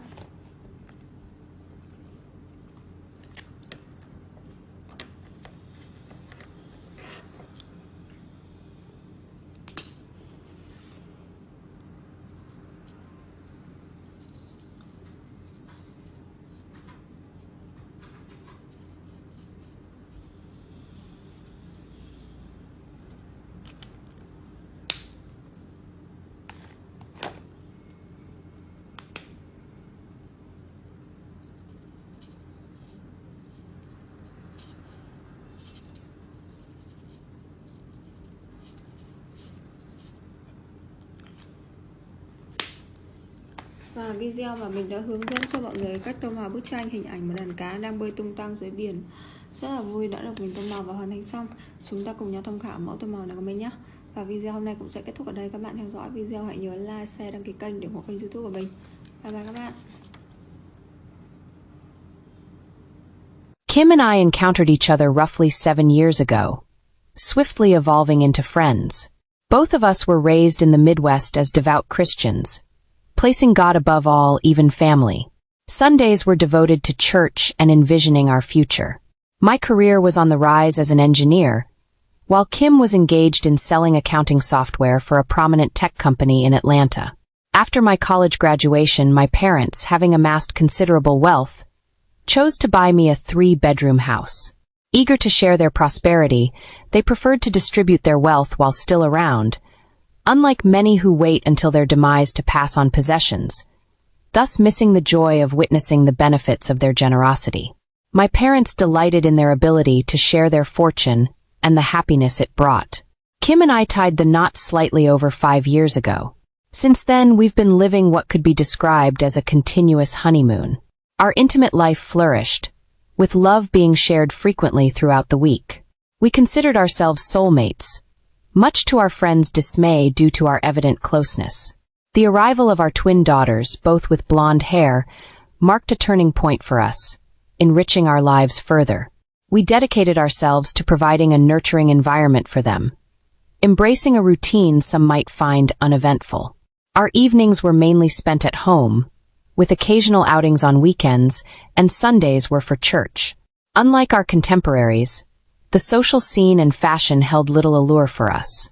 Kim dressed modestly, reserving any form of sensuality for my eyes alone within the privacy of our bedroom.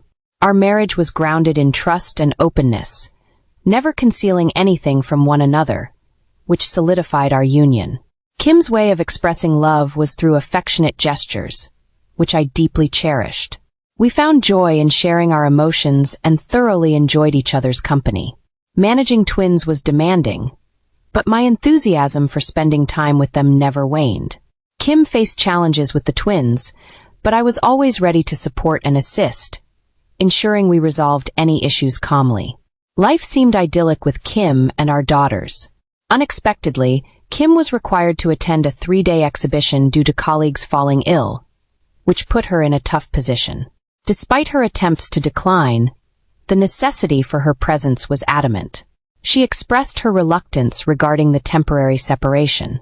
I assured her, offering support and handling her luggage for the journey, reinforcing the trust and perfection within our marriage. Our relationship was transparent, sharing every aspect of our lives, which made the foundation of our marriage unshakable. We exchanged our affection for our offspring and participated in all activities jointly. This is why the text I got from my coworker, Greg, was hard to digest and accept. It was the second evening of the performance when I got a text from him. David, how's your weekend? I'm enjoying my time with my daughters. Kim is at the exhibition and here I am, spending quality time with my beloved daughters. Aren't you supposed to be at the security conference this weekend? Indeed, you mentioned Kim was at a trade fair, correct? Do you recall which one? Well, yes, it's in Atlanta this week, but I'm uncertain about the exhibition's name. Her firm showcases its merchandise at the convention hall. Why did you inquire? I'm dining with my team. And why are you seated? Indeed, what are you implying? Greg's message was accompanied by 2 pictures and a clip. I sat petrified with dread. The initial photo displayed my spouse in attire I had never observed before. It was the most abbreviated dress I had ever seen. The plunging neckline exhibited her ample chest, and she wore heels. I was unaware she possessed such attire, and her cosmetics were impeccable. She looked breathtaking. In truth, I had never seen her appear so alluring before. Upon seeing the first photo, I was convinced it was a look-alike, someone resembling Kim, but it couldn't be her. I chuckled to myself, thinking I hoped Kim would dress like that one day, but that's not my spouse.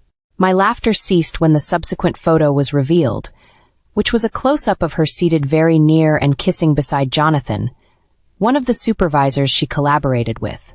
I remained there, stunned, motionless, not even blinking until the next photo surfaced. It was another close-up of her grinning and gazing into Jonathan's eyes. My heart ceased when I viewed this message, but I endeavored to persuade myself there was a rational explanation until minutes later when the next message arrived. It was a brief clip of my wife kissing Jonathan with her arms around his neck and his hand on her right chest. That's when my world shattered. At that instant, I felt my entire existence crumble. Tears of agony streamed down my cheeks as my heart pounded and I felt sick.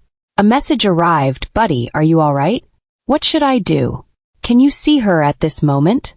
"Yes, I'm going to call her right now and just check on her." I dialed her number and listened to the phone ring several times before it went to voicemail.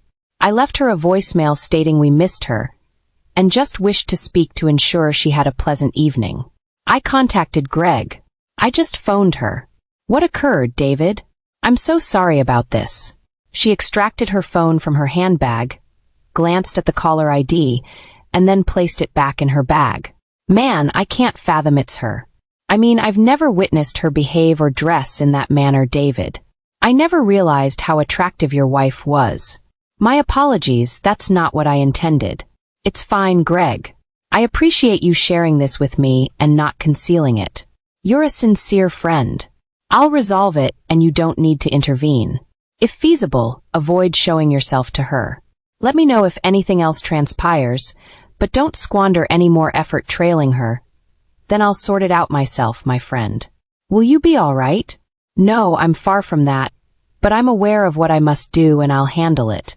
I'm still bewildered and it will require some time for me to comprehend everything, but you know I will. Thanks once more, my honor. I cherish you, pal. I'm here for you. Take care of yourself." "Greg, thanks once more." I treated myself to a stronger drink and sat in the dimly lit living room, attempting to grasp how my life had turned upside down in under 20 minutes. I was clueless about any issues in our marriage. How long had this been happening? Was I really that oblivious to not see the signs? No, she hadn't given me any reason to suspect anything. In fact, for the past 6 months she had become even more affectionate. Our intimacy had increased, and our bond seemed to strengthen. None of it made sense, and I was at a loss to comprehend any of it. Greg continued to send more pictures and clips over the next hour. There was a brief clip of them dancing, his hand on her lower back, another clip of them kissing on the dance floor, and a picture of them sharing a deep kiss alone on an empty dance floor. It seemed they were so engrossed in their passionate kiss that they hadn't noticed the music had stopped. I accepted that it was over between us, but there was still so much I needed to understand. Being an engineer and accustomed to solving problems, I switched into analytical mode and spent the following days devising a strategy. Unexpectedly, Kim called me at 10 p.m. after their last picture was sent. I took a moment to calm myself, determined not to reveal that I knew about her actions. "Hello, love. Sorry I missed your earlier call. I was at a dinner meeting and couldn't step away. I miss you terribly, darling, and I wish I could be there with you, cuddling and kissing you. I miss you too, Kim. I love you dearly, and it means a lot that you called. The girls are adorable, and I'll send you some pictures. They're longing for their mom to come back home. I tried to leave tomorrow, but my boss insisted I stay. It's tough being apart from you, love. We'll make up for it when you return. Are you done with your day? Yes, I'm about to go to bed and face another busy day tomorrow. I love you, sweetheart, and I'll call you in the morning. Good night, Kim. I love you more than words can express." I hung up as tears began to well up again. What I said was heartfelt. I loved her more than anything and wished this was all just a nightmare. It was past midnight, and I lay in bed restless, wondering if she was actually in her hotel room and what she was up to. Greg answered my silent question with another message. It was a picture of Kim and Jonathan on a couch in what appeared to be a hotel lobby, kissing intimately, his hand under her skirt and her arms around his neck. They resembled a pair of newlyweds openly expressing their love. "And one last thing, buddy, I'm calling it a night, but it seems she'll be occupied. Let me know if you want me to stop tracking them. I can cut this off easily. It's tough to watch, but I appreciate you sending these pictures. No, let her be. The blame lies with her, and you don't need to get involved anymore. Let it be. Thanks once more." I wept until sleep mercifully ended my sorrow and tears until the dawn brought a new day. Kim sent several affectionate messages in the morning, filled with hearts, kisses, and emojis, professing her love and how much she missed me and our daughters. She teased about a passionate reunion upon her return, behaving sweetly and lovingly as if nothing was amiss. I began to wonder if perhaps she was experiencing a dissociative identity disorder, unaware of her actions, or maybe she had been drugged. I sought explanations, but soon realized I had to confront the reality and make plans for the future. She was due back in a few days, and I had to prepare for the confrontation. We spoke multiple times a day, and everything seemed normal. She continued to express how much she missed us and her eagerness to return home. I couldn't decide what was more infuriating, the fact that she had been unfaithful and with another man, or that she had lied about it, making a fool out of me. The pain of seeing her with Jonathan was as deep as the betrayal itself. After receiving Greg's messages and confronting the harsh truth of my wife's infidelity, I took steps to protect myself. As the tech-savvy one in our family, I installed software on her phone that would allow me to track it if it ever went missing. Naturally, I purchased the most recent software available, set it up, and also taught Kim how to utilize it. This software suite included a feature for recording voice, text, and email with automatic uploading to the cloud when activated. To be clear, my intention for installing this software on my phone wasn't for surveillance purposes, but it ended up being beneficial. Before the incident last night, it never crossed my mind to delve into her private matters, but after that, my trust was forever altered. I felt the need to safeguard the girls and attempt to salvage our marriage if it was at all possible. Thankfully, the girls occupied my time and diverted my thoughts from my deteriorating marriage. Preparing breakfast, cleaning up after them, and engaging in doll play were activities I deeply enjoyed and valued. Handling 3-year-old twins is no easy task, I assure you. It's quite the physical challenge. By 2 p.m., I had managed to get the girls down for their afternoon rest. After taking a shower and tidying up the house, I sat down to catch up. Kim had sent several affectionate messages and mentioned she would call at 5 p.m. after wrapping up for the day. After going through her messages, I accessed the cloud through my laptop, logged into her account, and reviewed everything that had been uploaded since I initiated the monitoring software. I was shocked as I read through the messages sent to Jonathan. Here are excerpts from their conversation. You were incredible last night, love. I eagerly anticipate our next meeting tonight. Thank you, dear. I enjoyed it as well. Can we head back to my room after finishing up before dinner? Certainly, but I need to phone my husband first. I'll be prepared by 5:15. Does your husband suspect anything? Absolutely not. He's convinced I adore him, and I'll ensure he continues to believe that.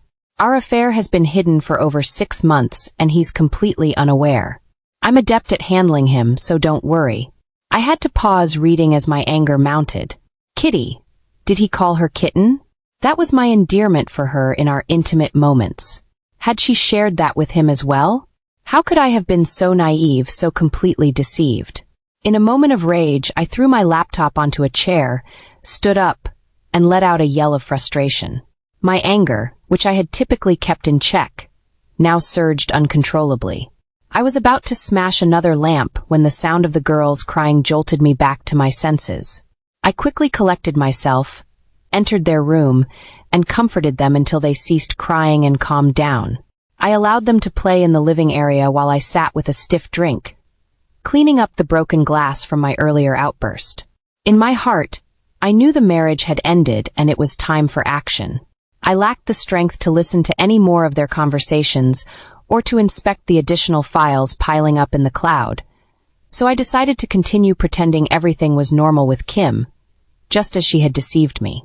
My plan was to keep acting as a devoted husband while I devised my next steps. My immediate priorities were to contact a divorce attorney, hire a private investigator, and explore ways to ensure custody of the girls. They were my foremost concern and the only meaningful aspect of my life at this point. Hello, darling, how are the girls? They must be missing their mother terribly. Oh, they're all I can think about all day, and you as well. I'm longing for the moment I can wrap you in my arms. I promise to give you the warmest kiss. I responded, maintaining the act. Oh, my love, you're in my thoughts constantly. I can't wait to embrace my affectionate, attractive wife once more. Soon we'll be together. Somehow I managed to keep my composure, and the call lasted exactly 15 minutes. At 5:15, she ended the call, declaring her love and stating she had to leave for the bus back to the hotel, promising to write later. I adore you, another simple falsehood she was exceptionally skilled at conveying. I adore you too, darling, more than you could ever imagine. The agony of her falsehoods and treachery has now been supplanted by disdain, fury, and wrath. I was determined to dismantle this woman's life and make her atone for her falsehoods and treachery. I genuinely adored this woman with every bit of my being, and it was the most challenging task I've ever had to undertake. I encountered her at the airport, and she embraced and kissed me just as she had promised. Either she was a more talented actress, or she truly adored me to such an extent, while merely using Jonathan for intimacy. I remained perplexed by her antics. She dedicated an hour to spend with the girls and relished their company that evening. In bed, she was exceedingly tender and reiterated how much she missed me and the girls, lamenting her absence from us for an extended period. She mentioned that all she thought about was being with me like this now in bed, clasping each other. She was tender, loving, and starkly different from the woman who had been at the fair. I was affectionate too, and genuinely enjoyed our moments together. It felt right, and I yearned for it to be genuine, as being with her was how I envisioned spending my existence. Yet I was aware it would all conclude soon. I never disclosed what I had discovered, and I showered her with my love and met her desires nightly. Any onlooker would envy our seemingly perfect bond, assuming we shared the most incredible relationship. This charade continued for 3 months, during which I sought any hint of infidelity yet found none. She consistently returned from work at the same time each evening, with no peculiar calls or messages. I even pondered if perhaps I had been mistaken, and everything might resolve favorably. Mr. Bryce, a private detective, contacted me to schedule a meeting the following day. I drove to their downtown office and awaited in their meeting room. Good afternoon, David. It's a pleasure to see you again, greeted Mr. Bryce. Likewise, Mr. Bryce, I replied, harboring a mix of hope and apprehension about Kim and Jonathan's situation. Mr. Bryce presented a substantial leather binder, sectioned with tabs for text exchanges, voice transcripts, video chats, phone call records, and photographs. Before we proceed, I must admit my confusion, I confessed. Over the past 3 months, I've vigilantly observed her routines and everything appeared normal. She seemed the quintessential spouse and lover, leaving me baffled. Let's go through the findings and see if we can clarify things, Mr. Bryce suggested. My heart couldn't bear the strain of the texts, so I had ceased checking cloud files, hoping against hope. Yet the reality was grim. The binder contained over 75 pages of texts, 25 pages of emails, 75 pages of time-stamped photographs capturing their rendezvous at hotels, more than 82 video calls, and 50 pages detailing their conversations. Kim and Jonathan have frequented this motel almost 4 times a week for the last 3 months, Mr. Bryce revealed. Look at these photographs. Every day around 1 p.m., they spent roughly 2 hours together per visit. Recently, it appears 2 men have been visiting your wife with the same frequency. Do you recognize this man? The shock was palpable. Is that Jason Sinclair, the CEO of her company? Are you telling me she's been unfaithful with 2 individuals, including the company's CEO? I was devastated to learn of her intimate involvement with both men, confirmed through messages, calls, and videos. The video call labeled balcony actually showed him being intimate with my wife as she leaned over the railing. It seemed they felt invincible and didn't realize they were being recorded. Our 8K video captured close-ups of their expressions, and our audio recorded their voices too. He played the video on the 80-inch screen. There was Kim, my wife, leaning over the railing with her CEO standing behind her. I felt sick. I had to step outside the room for a few minutes to gather myself. I returned to the conference room and insisted they proceed because now I needed to see what else she had done. The video marked Balcony 2 showed my wife with Jason and Jonathan simultaneously. I'm really sorry to have to show you all this, but since it happened in public, you might use these videos if you decide to go ahead with your divorce and custody battle, Mr. Bryce said. I sat there, jaw dropped, struggling to believe that it was really Kim, hoping all of this was just a massive mistake. David, we've investigated Jonathan Wills and Jason Sinclair. We discovered that Jonathan has been married for 10 years and has 4 young kids. Mr. Sinclair has been married for 25 years and has 3 adult children. The text messages showed that Jonathan introduced Jason into their escapades after your wife expressed interest in experiencing the threesome. It's getting late, so I'll let you go through the rest when you're ready. Take the folder and this USB drive with all the documents and videos. Your attorney will definitely need both. When I spoke with my lawyer, she was shocked at the volume of evidence we had collected and couldn't fathom that there were no indications of her infidelity at home. She continues to behave like a devoted wife and mother, acting as if everything is perfectly normal. My lawyer mentioned that we have several legal avenues to explore based on the evidence I provided. She needed time to review all the options and set up a meeting for the next week. I instructed her to initiate the divorce proceedings immediately. Leaving her office, I felt an immense emptiness inside. I knew it was finished even before these meetings, but viewing these videos extinguished any last flicker of hope for reconciliation. Still perplexed, I pondered who this woman really was. After putting the girls to bed, we sat on the sofa and watched an old movie I found on Netflix named Unfaithful. I heard it was interesting, so I suggested we give it a watch. Since the movie dealt with infidelity, I had planned to steer our conversation in that direction. During the movie, I casually mentioned that a colleague had been making advances towards me for the past few months. Can you picture me with another woman? I joked, laughing. She glared at me, her eyes narrowing.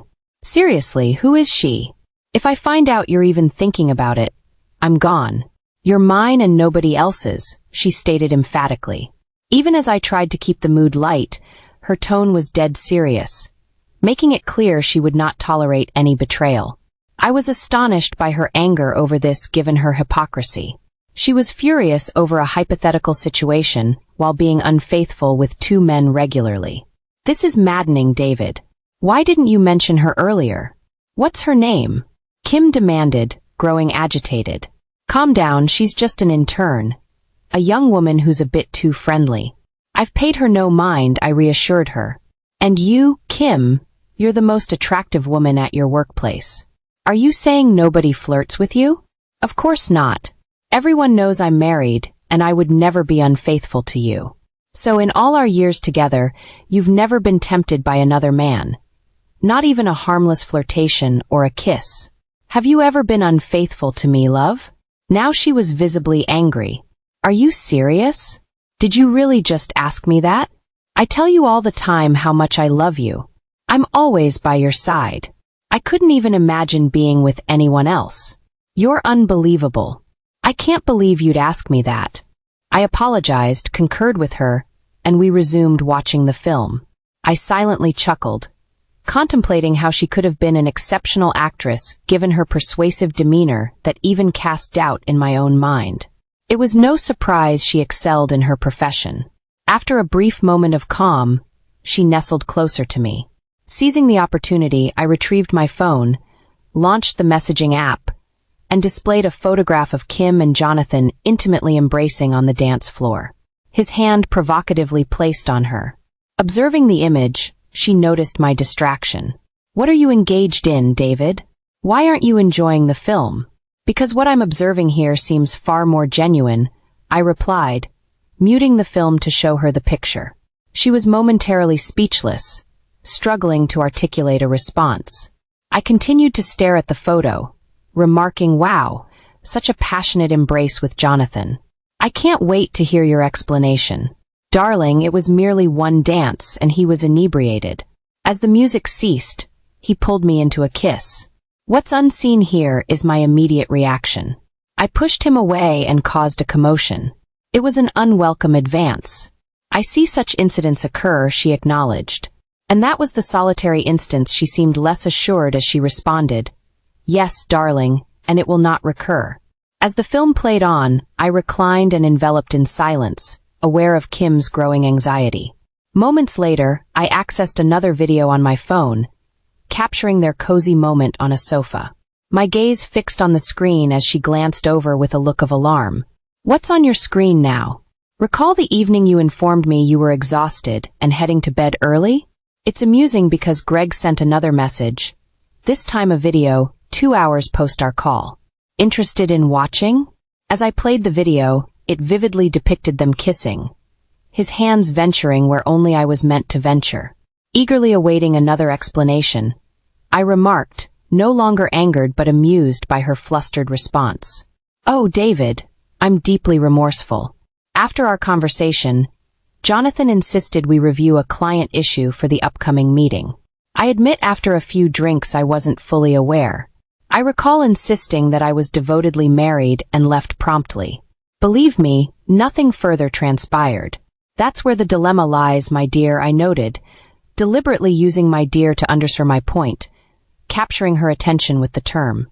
The issue is, within these short moments, you've deceived me twice. Can you understand my perspective? I'm here by myself and the woman I adore is in not one but 2 photographs, sharing a kiss with her supervisor, all while donning the most daring attire she's ever worn. How do you think that makes me feel, my love? David, I cherish you. This occurred 3 months ago. Why didn't you speak up sooner? Honestly, I was waiting to see if you'd come clean on your own.